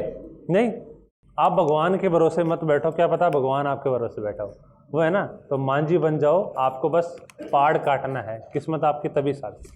क्या लगता है सर आपको उन 99% एस्पिरेंट का क्या होता होगा जिनका सिलेक्शन नहीं होने वाला है? देखो जीवन, गाना ना जीवन चलने का नाम, तो जीवन चलेगा और जो सिलेक्शन नहीं होगा, मेरे दोस्त है काफ़ी, बाकी सीनियर्स भी हैं जो सिलेक्ट नहीं हुए, उनका जीवन भी चल रहा है बाकी लोग का। लेकिन जो सिंसियर होता है ना लाइफ में, हमेशा मेहनत करता है, कई बार क्या पता किस्मत साथ नहीं देती, वो लाइफ हमेशा अच्छी जीता है। ये ध्यान रखना, आप अगर अच्छे से ईमानदारी से मेहनत करते हो तो आपकी लाइफ बाद में बिल्कुल अच्छी रहेगी। आप किसी भी फील्ड में हो, लाइफ आपकी अच्छी चलेगी। आप ये मत सोचना कि यूपीएससी ही जीवन है, यूपीएससी के आगे भी बहुत जीवन है। एक्चुअली यूपीएससी जब हो जाएगा ना आपका, तो लगेगा कि ये तो कुछ भी नहीं है, असली तो अब है, असली तो संघर्ष अब करना है जीवन में। तो आपको बस एक फेज है लाइफ का, आपको इसको ईमानदारी से पार करना है। अगर नहीं होता ईमानदारी पढ़ने के बाद में भी, तो आपको निराश नहीं होना है। आपका जीवन अमूल्य है, आपके घर वालों के लिए आप कीमती हैं, बहुमूल्य हैं, मूल्य हैं। तो आपको अपनी सुरक्षा, कई बार होता है ना कि डिप्रेशन में चले जाते हैं लोग, गलत कदम उठा लेते हैं, तो आप कभी भी ये मत सोचना, क्योंकि जब PSLV जब छूट रहा था, छोड़ने वाले थे, अब्दुल कलाम उनके डायरेक्टर थे, मिशन डायरेक्टर। तो जब पहली बार असफल हो गए थे तो APJ अब्दुल कलाम साहब ने बोला कि मैंने कभी लाइफ में असफलता नहीं देखी थी, तो लेकिन उसको डील कैसे किया जाए। तो असफल होना भी एक ठीक है, असफल सब होते हैं, लेकिन असफल होना और उसको पार करना ये भी एक स्किल है। कुछ लोग को लगता है कि बस सफलता सफलता सफलता, कभी असफलता लाइफ में जब आती है ना उनके अचानक से, तो वो उनको डील करना नहीं आता। तो जो असफलता है वो भी एक सीख होती है, आप उसको सीख के तौर पर लेना है, ना कि जीवन के अंत के तौर पर। जीवन इसके आगे है बहुत ज़्यादा, हमेशा पॉजिटिव बने रहना है बस। करंट अफेयर्स की नोट्स ये कोई ज़रूरत नहीं है। हाँ देखो वही बात है, ये हिंदी साहित्य के लिए लागू होती है। मेंस की परीक्षा 4-5 दिन में लग जाती है। मेंस में एक्चुअली UPSC पता नहीं क्या चाहती है कि एक ही दिन में 2-2 पेपर करवाती है, और क्या होता है कि दोनों पेपर के बराबर नंबर होते हैं। अगर एक में भी ढीले पड़ गए तो आपके मार्क्स आएंगे नहीं और आप रह जाओगे। तो आपको दोनों पेपर में बराबर मेहनत के साथ, बराबर एटीट्यूड के साथ, बराबर उसी सतर्कता के साथ उत्तर लिखने हैं। जब पेपर 1 हो, पेपर 2 हो, तो उसके लिए क्या करना है, अभी तो आप ऐसे करो, एक एक पेपर की रोजाना प्रैक्टिस कर लो, कभी फुल लेंथ की। लेकिन एग्जाम के 15 से 20 दिन पहले आपको एग्जाम मोड में रहना है रोजाना, कि मुझे रोजाना 2 उत्तर, 9 से 12, 2 से 5, 2-2 मुझे पेपर रोजाना करने हैं, ताकि UPSC में उस दिन मुझे दिक्कत ना आए। तो आप प्रैक्टिस करके जाओ, मैनेज हो जाएगा, कोई दिक्कत वाली बात नहीं। लेकिन एक सलाह मेरी ये रहेगी, जो अच्छे स्टूडेंट हैं उनको ये रहेगी कि दिन में 3 पेपर लिखो। क्योंकि कई बार ऐसा होता है कि जो 600 मीटर की रेस दौड़ता है वो 600 मीटर की तैयारी नहीं करता है, वो 1000 मीटर की तैयारी करता है, ताकि 600 मीटर आराम से दौड़ ले। तो आपको दिन में 3-3 पेपर, 9-9 घंटे, 10-10 घंटे लिखो रोजाना, ताकि वहाँ पे 6 घंटे लिखो ना, तो आपको पता ही नहीं लगे कि 6 घंटे कब चले गए। नहीं तो पता लगा यहाँ पे 5 मिनट नहीं लिखे, वहाँ पे 6 घंटे रोजाना लिखवा रहे हैं, 10 मिनट लिखे, हाथ दुखने लग गया। यह नहीं होना चाहिए। आपको जितना हो सके उतना आपको याद करना है, ठीक है। आप ये हो ना कि अंगुली में निशान पड़ जाने चाहिए कि इस बंदे ने लिखा है उत्तर, इतना लिखो। तो ये हो गया उसको मैनेज करने का। राइटिंग नहीं बनती है सर, ये कितना इंपॉर्टेंट है। देखो खाना, मान लो कोई प्लेट है, उसमें खाना आपने बना दिया कि पुलाव है, बढ़िया पनीर की सब्जी है, बढ़िया रोटी है, दाल है, बढ़िया से बना दिया, लेकिन दाल को कहीं रख दिया, रोटी को दाल में डुबो कर रख दिया, अलग अलग ऐसे रख दिया, और आपको उल्टे सीधे लग रहा है कि पता नहीं अक्षर का एक अक्षर कहाँ जा रहा है, एक अक्षर कहाँ जा रहा है, सिरों का टेढ़ी खींच रखी है, और समझ में आपको ही आ रहा है, तो परीक्षक को आ ही नहीं रहा कि आपने लिखा कौन सी भाषा में। तो आपके पास नॉलेज होना अच्छी बात है, लेकिन उसको प्रेजेंटेशन देना। देखो मेरी राइटिंग आपने देखी होगी नोट्स की, पुराना जब नोट्स दिखाया था उसमें राइटिंग देखी होगी, स्पष्ट समझ में आ रहा है ना आपको कि मैंने क्या लिखा है और किस मंतव्य से लिखा है। तो आपको यही ध्यान रखना है, ऐसा नहीं कि वहाँ पे कैलीग्राफी, जानते हो ना कैलीग्राफी नहीं करनी है आपको, वहाँ पे सुंदर सुंदर अक्षर नहीं लिखना है। आपको इतना ही लिखना है कि आपके पास जो नॉलेज है वो बस उनके पास पहुँच जाए, परीक्षक के पास, और अच्छे से लैंग्वेज में, अच्छे बिल्कुल सुंदर सुंदर, थोड़े ये कि बस दिख रहा है अक्षर। एग्जाम के जो पहले निर्देश होते हैं उसमें ये लिखा होता है UPSC का कि लीजिबल हैंड राइटिंग होनी चाहिए, कि पढ़ने लायक होनी चाहिए, बाकी ठीक है, कोई दिक्कत नहीं। और भाषा का ध्यान रखना है, अशुद्धि बिल्कुल नहीं करनी है। अशुद्धि हिंदी साहित्य में तो पाप है करना, अगर आप वहाँ पे कर रहे हो तो दिक्कत हो जाएगी। अस्तित्ववाद को अस्तित्ववाद ही लिखना है, बाकी कुछ मत लिख देना, नहीं तो दिक्कत हो जाएगी। तो यहाँ पे अगर आप अशुद्धि करते हो तो परीक्षक बुरा मान सकता है कि हिंदी का होकर और आप हिंदी में ऐसे कर रहे हो। GS में 1-2 चल जाता, कोई बात नहीं, उनको नहीं पता होता ना हिंदी का, ये हिंदी साहित्य का है। हिंदी साहित्य में अशुद्धि आपको नहीं करना। तो आपको ये कॉपी बना लेनी, आज जाते ही शुरू कर देना है, और मैं आपसे मिलने आऊँगा जब आपका बैच खत्म होगा ना तब, और पूछूंगा, फिर से ये सवाल पूछूंगा कि कितने लोगों ने कॉपी बनाई है और कितने आंसर लिखे हैं। तो आप आज दृष्टि टीम को परेशान करके रख दो आंसर लिख लिख के कि भाई इस बैच में बाढ़ आ गई उत्तरों की, और लिखने वाले धुरंधर सब लोग तैयार हैं बिल्कुल, तो पढ़ाई कर, लेकिन उससे पहले नॉलेज होना चाहिए, रिवीजन करो अच्छे से जाके क्लास का। ये देखो क्या लिखा है, कितना प्यार से लिखा है, सर आपने जो शॉर्ट नोट्स बनाए थे उन्हें मुझे दे देना। तुमने तो नहीं लिखा कहीं? कुछ एक्स्ट्रा होगा उसमें ऐड कर लेंगे हम। देखो ये देखो कितने आराम फरामोश आदमी है कि दे देना, मैं ऐड कर लूँगा थोड़ा बहुत। भाई ये वो नहीं, चलो न्यूज़ स्टोरी नहीं लिख रही कि लिख के दो तो मैं थोड़ा ऐड कर लूँगा, उसको एडिट कर लूँगा। आपको खुद लिखना है पूरा, इसलिए नहीं दे रहा मैं आपको, आलसी नहीं बनाना चाह रहा। आपको सैंपल चाहिए था, सैंपल मैंने दिखा दिया है, आपको सैंपल के तौर पर खुद बनाना है। दोस्तों जब आप खुद बनाओगे तो याद भी ज़्यादा रहेगा। मैं आपको आसान यहाँ पर बनाकर आपकी लाइफ मुश्किल एग्जाम में नहीं बनाना चाहता। आपकी लाइफ यहाँ पे आसान होगी ना तो एग्जाम में मुश्किल हो जाएगी, यहाँ पे मुश्किल हो गई तो एग्जाम में आसान हो जाएगी। तो आपको ये करना है, तो ये भाई मैं नहीं कर सकता, ठीक है।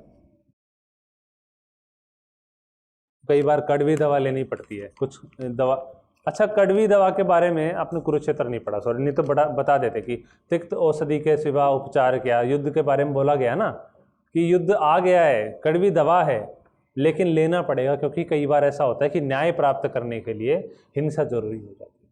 तो मैं हिंसा कर रहा हूँ आपके साथ, आप माफ़ कर देना मुझे, लेकिन ये जरूरी है। आपको खुद बनाना है ईमानदारी से सारा, और खुद बनाओगे तो एक दिन सोचोगे कि यस हमने सही किया है और सारी चीज़ें समझ में आती। ये क्या नींद कैसे कम हो क्या बताएं यार। हमारे देखो हमारे सबसे बड़ा पद है हमारी कार्यपालिका में, क्या है, कौन है भाई, राष्ट्रपति। और सरकार का असली मुखिया कौन होता है? तो आपको उनसे प्रेरणा ग्रहण करनी चाहिए कि नींद के बारे में सबसे अच्छी बात आप उनसे सीख सकते हो। दोस्तों ये सच बात भी है कि उनका जो मतलब हेल्थ है ना, आज तक देखा आपने उनको छुट्टी करते हुए? नहीं देखा ना। क्यों नहीं करते? उनकी हेल्थ अच्छी है, और वो अगर आप प्रॉपर टाइम से नींद ले रहे हो, ये ज़रूरी है लाइफ में। अगर आप प्रॉपर टाइम टू टाइम नींद ले रहे हो, टाइम टू टाइम चीज़ों को स्टडी कर रहे हो मैनेजमेंट के साथ, तो आपकी हेल्थ भी सही रहेगी और आपके दिमाग में जो मेमोरी पावर है वो ज़्यादा याद रहेगी। ठीक है, तो आपको इन चीज़ों का ध्यान रखना है कि नींद ये है कि अगर आपको टेंशन रहेगी ना किसी चीज़ की, मुझे कुछ चीज़ प्राप्त करनी है, कुछ मुझे आगे जाना है, तो नींद अपने आप ही कम हो जाएगी। भाई नींद उड़ने लगती है इंसान की, नींद आती नहीं है। नींद उनको आती है जिनके पास अरे ठीक है यार कर लेंगे, हो जाएगा, कौन लिखेगा, कॉपी ले लेंगे, फिर वहाँ पे एडिट कर लेंगे। ठीक है, तो ये एकेडमिक्स में चलता है फर्रे बनाने वाला काम, यहाँ नहीं चलेगा। यूपीएससी है, मजाक में मत लो, मजाक आपका जीवन बन जाएगा। अगर आपने यूपीएससी को मजाक में लिया तो जीवन मजाक बन जाएगा। आप लोग यहाँ पे आए हो, शायद अपने अपने गांव के टॉपर रहे होंगे, तो गांव वाले आप जब वापस जाओगे तो सवाल पूछेंगे आपसे नहीं तो आपके माता पिता से पूछेंगे कि भाई आपका सोनू गया था स्कूल वहाँ पे यूपीएससी करने, तो उसका क्या हुआ? उस वक्त आपके मम्मी पापा का क्या हुआ? सोचो क्या जवाब देंगे। तो वो जवाब उनको अच्छा देना पड़े, वो सर उठा के जवाब दें। आपको आज वो मेहनत करनी है, लगे रहो बिल्कुल अच्छे से। ये हो गया करंट अफेयर। आपको बताया नहीं था कि हिंदी लिटरेचर की क्लास है। हाँ, कोचिंग नोट्स के अलावा कुछ अतिरिक्त पढ़ा? कुछ नहीं पढ़ा, मैंने जो सोर्सेज बता दिए वही पढ़ा है, इसके अलावा कुछ पढ़ना भी नहीं आपको। हाँ, बस ये जो टेक्स्ट बुक दी है ना आपको, जो वो तो दे ही देते हैं नोट्स के साथ साथ आपको, तो वो थोड़ा सा अच्छे से पढ़ना आप, थोड़ा सा अगर टाइम हो तो अच्छे ऐसे करो। सर तो वैसे भी क्लास में टारगेट देते हैं ना कि भाई आप ये कहानी पढ़ लो, अभी ये उपन्यास पढ़ लो, तो आप अभी ख़त्म कर लो। अगर किसी ने ये सोचा ना अरे नहीं ठीक है यार गोदान तो बाद में पढ़ लूँगा, मैं गारंटी कह सकता हूँ कि आप कभी नहीं पढ़ पाओगे उसको। एग्जाम हो लेगी, आप सिलेक्ट हो जाओगे या नहीं सिलेक्ट होगे, लेकिन गोदान नहीं पढ़ पाओगे। अभी पढ़ लिया रात को 2-3 घंटे 4 घंटे रोजाना देके तो पढ़ लोगे। महाभोज को 6-7 घंटे में निपटा दो, इतना सा छोटा सा है। जैसे बिंज वॉच करता है ना, बिंज वॉच क्या होता है ये बताओ, कौन कौन जानता है? लगातार देखना, तो बिंज वॉच कर, बिंज रीड कर डालो। जितने हैं बुक्स हैं, जितने नोट्स हैं, उनको आप बिंज रीड कर लो कि बस लगातार ऐसे इंटरेस्ट बनना चाहिए यार, आगे क्या होने वाला, महाभोज में आगे क्या होगा, आगे क्या होगा, आगे क्या होगा। बस ये देखते देखते आपका खत्म हो जाएगा सीरीज पूरी। वेब सीरीज कम देखो और आपके लिए घातक है। देखिए मैं सच बता रहा हूँ, मजाक की बात नहीं है, आपको नहीं करना चाहिए सारी चीज़ें। सोशल मीडिया है, इंस्टाग्राम है, अच्छी बातें हैं, लेकिन अभी आपके लिए अच्छा नहीं है। मैं मीडिया विरोधी नहीं हूँ, लेकिन आपको आपके जीवन के लिए मैं सच बता रहा हूँ कि आपको इन चीज़ों का उतना ही यूज़ करना चाहिए जितना, क्योंकि कई चीज़ें होती हैं वो घातक हो जाती है इस तरह से ज़्यादा। मैं देखता हूँ कि एस्पिरेंट्स कई लोग होते हैं, हर चीज़ को फॉलो कर रहे हैं, हर चीज़ को देख रहे हैं, सारे दिन इंस्टाग्राम पे बैठे रहते हैं, उससे कोई फ़ायदा नहीं है, आपको कुछ नहीं होना। आप सिलेक्ट हो जाओगे, उसके बाद भी इंस्टाग्राम आईडी बनाओ ना, आप अपने आप ही फॉलोअर पाओगे वहाँ पे। नहीं, आपको पूछने की ज़रूरत है नहीं किसी को। तो यहाँ पर सब कुछ मिल रहा है, तो इंस्टाग्राम पे जाने की ज़रूरत क्या है? क्या उचित है इंस्टाग्राम पे जाने का? क्या उचित है आपको फेसबुक पे जाने का? क्या उचित है व्हाट्सएप पे जाने का?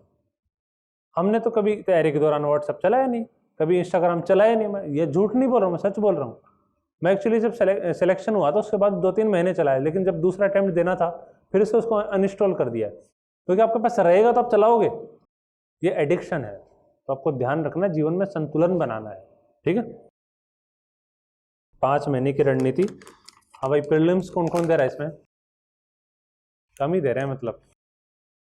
तो आपको ध्यान रखना है कि जितना हो सके टेस्ट सीरीज निकालो। आप अभी से टेस्ट सीरीज शुरू कर दो। आपका टारगेट होना चाहिए लगभग 60+। आपको 60+ टेस्ट निकालने हैं लगभग। अगर 60, मैं जब पहली बार प्रीलिम्स दे रहा था तो मैंने 85 टेस्ट निकाले थे प्रीलिम्स के। कितने? 85। मजाक नहीं कर रहा हूँ मैं, सच है बात। 85 टेस्ट मैंने निकाले थे, तब जाके कॉन्फिडेंस आया कि yes I can do it. उसके बाद में ठीक है, दूसरे अटेम्प्ट में 40-35, 40-35 इतना तो करना ही। फर्स्ट अटेम्प्ट है तो आपको 60-70 पेपर निकालना है फुल लेंथ, और प्रैक्टिस करनी है CSET की। दोस्तों, हिंदी माध्यम का रिजल्ट कम होने का एक कारण ये भी है क्योंकि हिंदी माध्यम के जो अधिकतर छात्र होते हैं ना, वो प्रीलिम्स में छट जाते हैं। प्रीलिम्स में केवल 5% लोग का सिलेक्शन होता है हिंदी माध्यम में। अब 5 में से लास्ट में क्या बचते हैं? 1-2% बचते हैं, वो रिजल्ट होता है। तो अगर प्रीलिम्स में 50% बच्चे सिलेक्ट हो गए हिंदी माध्यम के, तो उस 50% तो नहीं होंगे खैर, लेकिन जो 10,000 और बटे मान लो 5 लाख लोग एग्जाम दे रहे हैं, उस अनुपात में अगर सेलेक्ट हो गए तो ऑब्वियसली रिजल्ट अच्छा आना ही है, फिर नहीं आना। बस ये ध्यान रखना है कि प्रीलिम्स असली हर्डल है, आपको इसको अच्छे से क्रॉस करना है। आंसर राइटिंग मैंने बता दिया है, और क्या है प्रीलिम्स में, वो ही प्रीलिम्स वाला है। तो बस जितना हो सके अब तो ये ध्यान रखो, करंट अफेयर करना है, प्रैक्टिस प्रैक्टिस प्रैक्टिस। रोजाना 2 से 3 पेपर निकाल देने हैं आपको। हाँ, GS की देखो मैंने कुछ दृष्टि से हेल्प ली है, और कुछ 1-2 सब्जेक्ट खुद से की, क्योंकि टाइम नहीं था। एग्जाम पास में आ गई थी तो मैंने खुद से पढ़ लिया था उसको। बाकी मैंने ज़्यादातर दृष्टि के पढ़ा है चीज़ें। शॉर्ट नोट्स कैसे बनाएं मैंने बता दिया। स्मार्ट वर्क कैसे करें मैंने बता दिया। तो आपके सारे सवाल हो गए हैं, और मैंने बता दिया है कि आपको क्लासेस कैसे करनी है। घर पे जाते रिवीजन करना होता है, क्लास का रिवीजन भी आपको अच्छे से करना है। मैं सवाल लूँगा 2-3 बस, फिर हम छुट्टी करेंगे। आप लोग को खाना वाना खाना होगा, फिर नींद लेनी होगी नहीं। तो आप लोग है ना, नींद के लिए एक उपाय कर सकते हो, मैंने भी किया था, अब नहीं करता हूँ क्योंकि अब अच्छी नींद लेनी होती है। अब ज़रूरत नहीं होती। आप थोड़ा सा है ना सुबह सुबह टहल लिए कीजिए, सुबह सुबह जल्दी उठने की आदत डालिए, और टहल कर थोड़ा और रिफ्रेशमेंट लिया कीजिए। जैसा हेल्दी होता है ना, थोड़ा नींद लेने वाला, दही वगैरह मत खाया कीजिए सुबह सुबह। दही क्या होता है कि थोड़ा सा नींद दिलाता है, तो ऐसी चीज़ें सुबह मत खाइए ना जो नींद दिलाएगा इंसान को। और थोड़ा योगा वगैरह, मेडिटेशन वगैरह कीजिए, अगर शुरुआत कर सको थोड़ा सा बैठ के ध्यान लगाओ। रोज़ाना ये सोच लो कि यार मुझे क्या करना है लाइफ में, मुझे क्यों करना है, बस ये दिमाग में थोड़ा बस मनन करो लाइफ में। और हमेशा एक कॉन्सेप्ट है, मैंने पढ़ा था कहीं बुक में, कि अगर आप पॉजिटिव एनर्जी रखोगे ना आसपास अपने, कि रोज़ाना ये सोचो कि हाँ yes I can do it, I can do it, I can do it, तो आपके आसपास एक पॉजिटिव एनर्जी का ऑरा क्रिएट हो जाएगा। और एक दिन वही ऑरा आपको क्या करेगा, आपको अच्छी प्रेरणा देगा और आपको सिलेक्शन के करीब पहुंचाएगा। अगर आपने खुद को ये मान लिया ना जिस दिन कि यार मैं नहीं कर सकता, आप नहीं कर सकते सच में। बस अपने आप को स्ट्रॉन्ग रखना है, अपने आप को हमेशा जिंदा रखना है, ताज़ा रखना है, तरोताज़ा रखना है, मोटिवेशन रखना है अपने आप। Self motivation is the biggest thing. आपको सेल्फ मोटिवेट रहना। और हाँ, उसके बाद अपने पास जो नेगेटिव पर्सन्स हैं, जितने नेगेटिव फ्रेंड्स उनको निकाल दीजिए दोस्तों। पॉजिटिव लोग हैं, जो मेहनती फ्रेंड हैं, जो अच्छा आपको गाइडेंस देते हैं, आपको तारीफ करते हैं, और कहीं जगह जगह आलोचना, रचनात्मक आलोचना करते हैं। कुछ लोग ऐसे होते हैं जो आलोचना ही करते हैं, अरे तू तो है, ये कुछ नहीं कर सकता, तेरे में तो ये कमी है, वो कमी है। उनसे दूर रहिए दोस्तों। जो आलोचना तो कोई भी कर सकता है।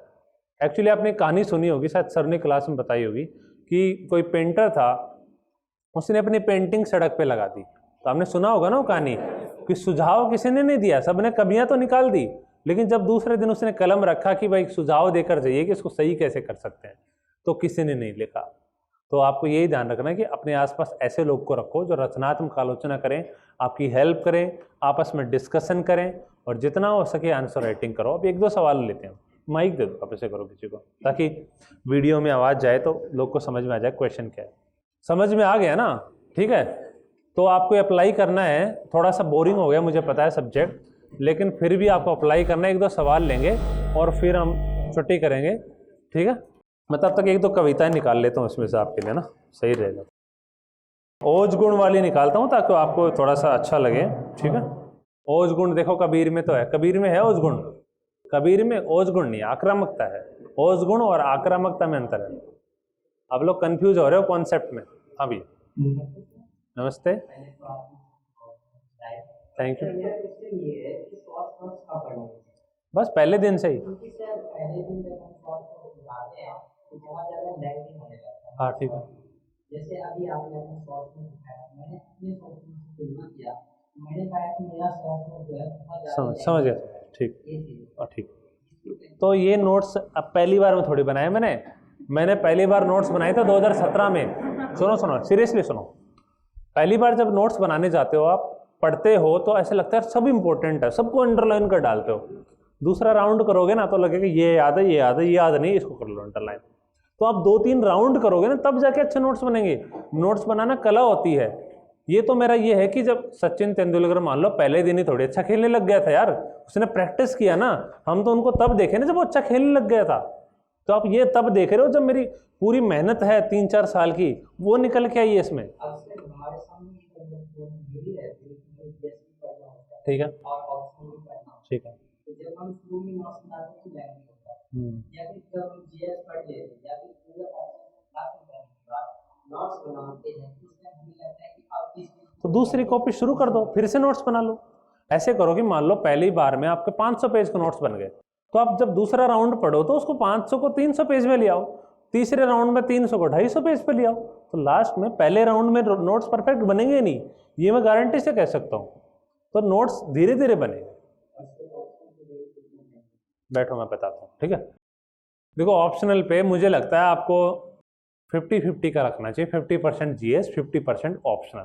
हमेशा टाइम का भी ये रखना चाहिए, क्योंकि जो मार्क्स हैं, मार्क्स का रेशियो आपका यही रहेगा कि आप ऑप्शनल में 400 मार्क्स लिया है मान लो, तो आराम से जीएस में 400 लिया है ना, तो उतनी मेहनत में ऑप्शनल में और भी अच्छे ला सकते हो, ठीक है दोस्त। तो आपको लगभग 50-50% रखना है, ऑप्शनल पे ज़्यादा फोकस करना है थोड़ा सा। और अगर दिन में आप अभी तो क्या होता है क्लासेज का प्रेशर होगा आप पे, तो कैसे टाइम मैनेज करेंगे ये बताता हूँ। क्लास के टाइम पे आपको ये करना है कि जो क्लास में पढ़ाया जाता है उसको घर पे जाकर आप देख लो, एक बार समझ लो, बस आपको इतना ही करना है। अभी संडे सैटरडे को टाइम मिलता हो आपको थोड़ा बहुत, उस दिन आपको नोट्स बनाना है बैठ के रोजाना। बस आपको ये नहीं यहाँ पढ़ा दिया कॉपी को जाके रख दिए। अगर रिवीजन की देखो एक साइकिल होती है, मैं रिवीजन की साइकिल बताता हूँ, उसको फॉलो करना है। 24 आवर्स 7 डेज, और मान लो 7 डेज के बाद में आप 30 डेज मान लो, और शुरुआत में 5 to 7 आवर्स। ये रिवीजन की एक वो होती है साइकिल। अगर आपने माइंड को इतने टाइम में दोबारा नहीं दिखाया उस चीज़ को, तो दिमाग ना भूलने लगता है। दिमाग में हमारे 2 मेमोरी होती है। ये मैं कोई तथ्यात्मक नॉलेज नहीं है, वैसे बता रहा हूँ जनरलाइज करके आपको। एक अस्थाई एक स्थाई। हम दिन में बहुत सारी चीज़ें देखते हैं, लाखों करोड़ों चीज़ें देखते हैं, फोटो देखते हैं, अक्षर देखते हैं। आपको सब याद रहता है? नहीं रहता। अगर याद रहने लग जाए तो इंसान पागल हो जाएगा दिन में। इसलिए क्या है, दिमाग ने एक प्रोसेसर ये बना रखा है कि जो इम्पोर्टेंट चीज़ें हैं उनको स्थायी मेमोरी में, और जो नॉन इम्पोर्टेंट है उनको अस्थायी में रख के कुछ दिनों बाद में डिलीट मार देता है। अगर शुरुआत में जैसे पढ़ते हैं तो अस्थायी मेमोरी में जाएगा। अगर आपने 24 आवर से फिर से देख लिया उसको, तो दिमाग को लगेगा कि ये जानकारी महत्वपूर्ण है, इसलिए इसको डिलीट नहीं करना चाहिए। फिर 7 दिन पे फिर से देख लिया उसको, तो दिमाग को लगेगा कि यार बहुत ज़्यादा इंपॉर्टेंट है, बंदा इसको बार बार देख रहा है, इसका मतलब इसको स्थायी मेमोरी में भेज देना चाहिए। अब ये है कि स्थायी मेमोरी में भेजने के बाद में भी जरूरी नहीं सब चीज़ें याद रहे, लेकिन ये है कि जब आप एक ही बार चीज़ को देख लोगे ना उसको, तो स्थायी मेमोरी की चीज़ें जल्दी बाहर आ जाती है। उसको रिट्रीव होना बोलते हैं, रिट्रीव हो जाएंगी, जल्दी से बाहर आ जाएंगी। तो आपको कोशिश करना है कि पहला रिवीजन 5 से 7 घंटे में पढ़ाने के, फिर 24 घंटे में, फिर 7 दिन में, फिर 30 दिन में। ये रिवीजन की साइकिल होनी चाहिए। फिर एग्जाम के पहले ये आपका रिवीजन होना चाहिए। और दिमाग हमारा क्या है कि जैसे कंप्यूटर है 0101 लेता है, ऐसे लेता है ना इनपुट, तो हमारा दिमाग है कि व्यवस्थित एक सीरीज में चीज़ों को व्यवस्थित करता है अंदर, कि एक चीज़ें बताओ, फिर दूसरी बताओ, फिर तीसरी बताओ, फिर चौथा, फिर निष्कर्ष। अगर कोई भी कॉन्सेप्ट को, जैसे मैथमेटिकल कॉन्सेप्ट है, हिंदी का कॉन्सेप्ट है, जीएस का, इकोनॉमी का है, अगर आप स्टेप बाय स्टेप दिमाग को समझाओगे, निष्कर्ष तक पहुंचाओगे, तो आपको ज़्यादा टाइम तक याद रहेगा। तो कॉन्सेप्ट को अगर आप अधूरा याद रखोगे, अधूरा मान लो ठीक है पहुंच रहे थे लेकिन लास्ट निष्कर्ष नहीं निकला, मान लो कोई कॉन्सेप्ट है, जैसे मान लो कि हमारा कॉन्सेप्ट है कि जीडीपी और जीएनपी, ये कॉन्सेप्ट है, दोनों का अंतर समझना है। अगर आपने ऐसे ही अभी क्या किया, ठीक है ये अंतर हो गया, ये अंतर हो गया, ठीक है समझ में नहीं आ रहा, छोड़ दो इसको, बाद में देख लेंगे, लाइफ में कभी भी याद नहीं आएगा। आप पहले ही, मैं आपको बताता हूँ, एक बार ऐसा हुआ कि जब मैं 11th क्लास में था तो एक सवाल अटक गया, मैं मैथ का सवाल था, अटक गया काफी, नहीं हो रहा था। मैंने उस दिन 5 बजा दिया रात के कि यार इसको करके सोना है, कुछ भी हो जाए। तो आपको भी यही रखना है कि एक बार कॉन्सेप्ट के पीछे लग गए तो कॉन्सेप्ट समझ के ही सोना है, समझ के छोड़ना है उसको, फिर चाहे टीचर से समझो, खुद समझो, कहीं से भी समझो, उसको कॉन्सेप्ट को समझोगे तभी याद रहेगा। आज अगर मैं 3 साल बाद में भी प्रीलिम्स में, मैं एक्चुअली 2020 का प्रीलिम्स में मुझे 15 दिन मिले थे, केवल 15 दिन, और 15 दिन में प्रीलिम्स निकल गया। कैसे निकला? आप सोचोगे 15 दिन में मजाक कर रहे तो पीछे का नॉलेज था इंपॉर्टेंट, पीछे से मेरे कॉन्सेप्ट क्लियर थे। 15 दिन में मैंने क्या किया, टेस्ट सीरीज निकाल लिया, बस नॉलेज पहले से था ही। करंट अफेयर हर महीने थोड़ा थोड़ा पढ़ते रहते हैं, करंट अफेयर थोड़ा पढ़ लिया और एग्जाम हो गया। तो आपको यही ध्यान रखना है कि कॉन्सेप्ट पहली बार में जब पढ़ रहे हो, आप फाउंडेशन कोर्स कर रहे हो, फाउंडेशन के दौरान अपना फाउंडेशन सच में स्ट्रॉन्ग बनाना। आदमी उतना ही मजबूत होता है ना जितना उसका फाउंडेशन। ये बिल्डिंग की अगर फाउंडेशन कमजोर है, अगर गलत कॉन्सेप्ट पे टिकी हुई बिल्डिंग तो ढह जाएगी। तो आपको कॉन्सेप्ट पे फोकस करना है। हिंदी लिटरेचर को एक वैज्ञानिक सब्जेक्ट की तरह पढ़ना, ठीक, रटना भी होता है, रटो भी और वैज्ञानिकता से भी पढ़ो। तो ये बातें ध्यान रखना, आप लोग इम्प्लीमेंट करने की चीज़ों को।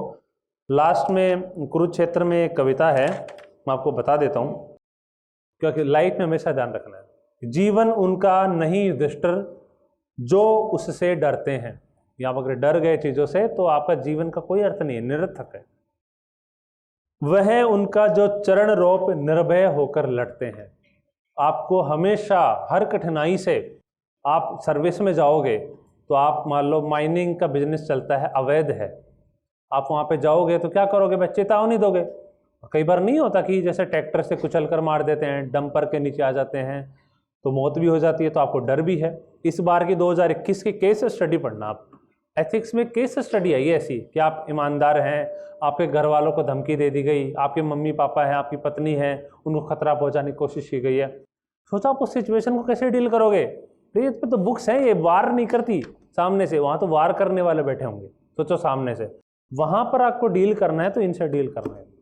अगर आप यहाँ पर डील नहीं कर पाए तो आप ऑफिसर बनने के लिए योग्य कैंडिडेट नहीं है, क्योंकि आप ऑफिसर बन भी गए तो आप अपनी सेवा के साथ न्याय नहीं कर पाओगे। तो हमारा देखो उद्देश्य यही रहता है, पब्लिक सर्विस कमीशन का उद्देश्य यही है कि योग्य कैंडिडेट का, क्योंकि अगर एक अयोग्य व्यक्ति सिस्टम में घुस जाता है तो पूरे सिस्टम को बर्बाद कर सकता है। तो इसलिए आपको योग्यता विकसित करनी है। यूपीएससी अपने आप ही सिलेक्ट कर लेगा आपको, जिस दिन आप योग्य हो गए ना उसके, हो जाओगे सिलेक्ट। आपको बहुत बहुत शुभकामनाएं सबको। और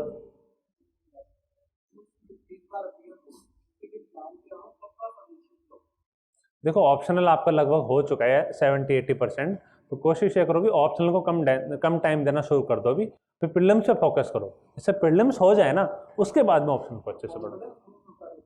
कॉन्फिडेंस को तो प्रैक्टिस करो, कॉन्फिडेंस सबका लूज होता है। इवन मैं भी अगर प्रीलिम्स देने जाऊँ आज तो मेरा भी कॉन्फिडेंस तो लूज होएगा ना, देखो आप ह्यूमन बीइंग हो, ह्यूमन बीइंग में अगर कॉन्फिडेंस लूज हो रहा है तो अच्छी बात है। देखो कठिनाई देख के बड़े बड़ों के छक्के छूट जाते हैं, तो आपको उस कॉन्फिडेंस से पार पाना है, बस कॉन्फिडेंस लूज हो, और उसके लिए self motivation is the best thing.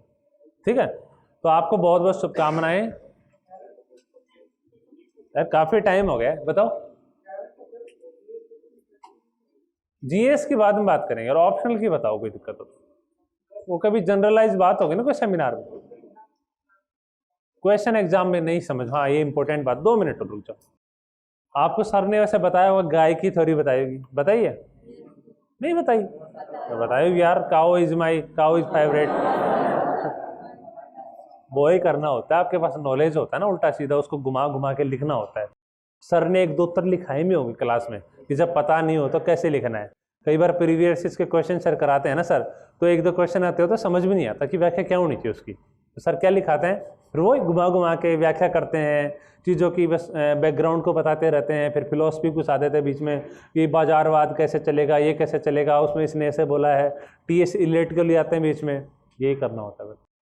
ऐसे उसको ऐसा लगे कि अरे इसको इतना आता है, बस आपको उल्टा सीधा घुमा फिरा के बस सब्जेक्ट से दूर नहीं जाना। अगर आपको प्रेमचंद के बारे में थोड़ा सा नहीं पता है तो आपको हिंदुस्तानी भाषा लिख दो, थोड़ा सा दलित चेतना, नारी चेतना के बारे में बोला, इसने ये बोला है, वो बोला है, ऐसा बोला, आनंदवाद, वो सारी बातें लिख देनी, ठीक है। तो आपको ना साइड का नॉलेज यूज़ करना है दोस्तों। प्रीलिम्स में भी ऐसा होता है, जब सवाल नहीं है ना तो लेटर नॉलेज थ्योरी होती है कि आपको गांधी के बारे में आपको सवाल आया, आपको नहीं पता कि ये सवाल कैसे होगा, डांडी मार्च कब हुई, लेकिन एक ऑप्शन में दे रखा है कि कोई काम सुभाष चंद्र बोस का दे रखा है, वो गांधी के बाद में हुआ है लेकिन दे रखा है पहले, तो एक ऑप्शन तो गया ना कम से कम। आप ऑप्शन को डिलीट कर दोगे तो आपके सही होने के चांसेस सही हो जाएंगे ना। देखो प्रीलिम्स में 4 ऑप्शन होते हैं, ए बी सी डी। देखो 2 उत्तर हैं, 2 मतलब 2 तरीके हैं आप उत्तर तक पहुंचने के। एक तो ये कि आपको सीधा पता होगा बी सही है, ये तो सीधा तरीका, प्रत्यक्ष तरीका, आपको पता है, कर दिया आपने। एक ये है कि मुझे ये पता है कि मुझे इसका नहीं पता, ये गलत है, ये गलत है, ये गलत है, ये गलत है, 3 गलत है, तो चौथा अपने आप ही सही हो गया। आपको पता है, नहीं पता, कोई फर्क नहीं पड़ता। तो आप या तो 3 को गलत साबित करके 1 को सही साबित कर दो, या 1 को सही साबित करके 3 को गलत साबित कर दो। तो आपको मेथड कौन सा अपनाना है ये आप पे डिपेंड करता है दोस्तों, ठीक है। तो आप लोग अच्छे से पढ़िए, ईमानदारी से अपने साथ न्याय कीजिए। अगर आप अपने साथ न्याय करेंगे तो जीवन भी आपके साथ न्याय करेगा। आप न्याय नहीं कर रहे मेरे साथ अब नहीं, मुझे गाना सच में नहीं आता है। अरे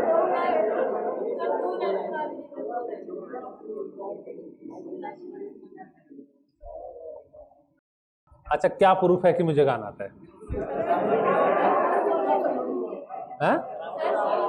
सर की बात लोहे की लकीर है यार, सर तो बहुत मजाक उनका उत्तर। पहले क्वेश्चन सुनिए, इंग्लिश कितना जरूरी है? बैठो। सिलेक्शन कितना जरूरी है? उतना इंग्लिश जरूरी है। अगर आपको सिलेक्शन लेना है तो इंग्लिश सीखना पड़ेगा। अगर आप सिलेक्शन ले भी लिए तो इंग्लिश बिना काम नहीं चलेगा दोस्तों। हमारी राजभाषा भले ही हिंदी हो लेकिन काम अंग्रेजी में होता है, तो आपको इंग्लिश सीखना है। इंग्लिश को हर्डल के तौर पर नहीं, अपॉर्चुनिटी के तौर पर देखना है। अगर आपको इंग्लिश आ गई तो सोचो आपको नॉलेज का दायरा कितना बढ़ जाएगा। आप इंग्लिश वेब सीरीज देख सकते हो, इंग्लिश साहित्य पढ़ सकते हो, तो कोई इंग्लिश में मैसेज करे तो उसका जवाब दे सकते हो, ठीक है। कई बार ऐसा होता है कि इंग्लिश में जवाब देने से थोड़ा सा एक रेपो बढ़ता है इंसान का, रेपुटेशन को रेपो बोलते हैं ना, तो बढ़ता है। तो आपको इंग्लिश आनी चाहिए, देखिए, और अच्छे से आनी चाहिए कि आप एक सम्मानजनक ज़िंदगी जी सकें और अपने अंदर फिर भी हीन भावना नहीं रखनी है, क्योंकि अंग्रेजी भाषा है और जब भाषा खंड पता मतलब पढ़ोगे तो आपको पता लग जाएगा हिंदी के सामने अंग्रेजी कुछ भी नहीं है। एक निकृष्ट भाषा है इंग्लिश, हिंदी तो बहुत वैज्ञानिक भाषा है। तो आपको इंग्लिश बस सीखनी है कि अगर इंग्लिश में अगर मिसाइल बोल रहे हो तो उसी चीज़ को प्रक्षेपक बोल दो, हिंदी में चलनी वैसा ही है, वो इस सिस्टम काम करेगा उस पर, ठीक है। क्योंकि मिसाइल बोलने से ऐसा नहीं है भाई कि जो वार हेड पीछे लगने लग जाएगा, वार हेड तो ऊपर ही लगेगा उसके, ठीक है। तो ये कंसेप्ट समझ रहे हो ना बात को, तो चलेगा, ठीक है। देखो देखो, मैं आपसे फिर स्पष्ट कर दूं, मुझे गाना नहीं आता है। आप लोग का पूरी शाम खराब हो जाएगी, बताओ मुझे गाना कौन सा गाना है मुझे, क्योंकि कई एरा के लोग होते हैं, कुछ लोग ऐसे होते हैं जो पुराने एरा के गाने सुनना पसंद करते हैं। मेरा गला बैठ गया इतनी देर बोलते बोलते, थोड़ा तो दया करो। अच्छा वो हैंड माइक दो फिर मुझे थोड़ा, भाई रिकॉर्ड मत करो इसको यार। अच्छा पुराना सुना हुआ है नया, थोड़ा सा पुराना, ठीक है भाई, आप लोग डिसाइड कर लियो शाम खराब करने की, तो मैं कर देता हूँ।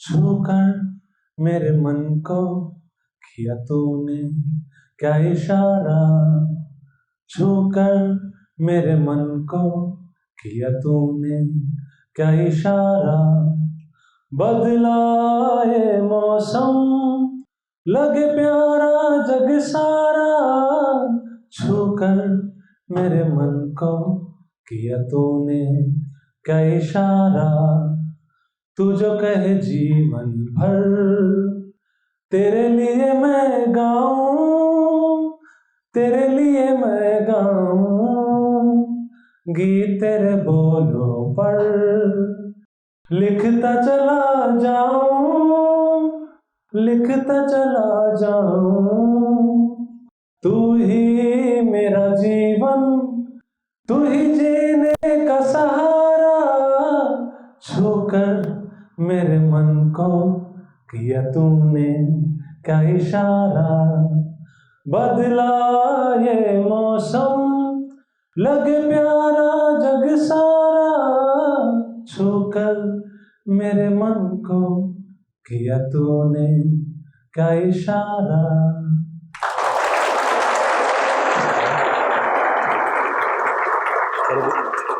Thank you, thank you.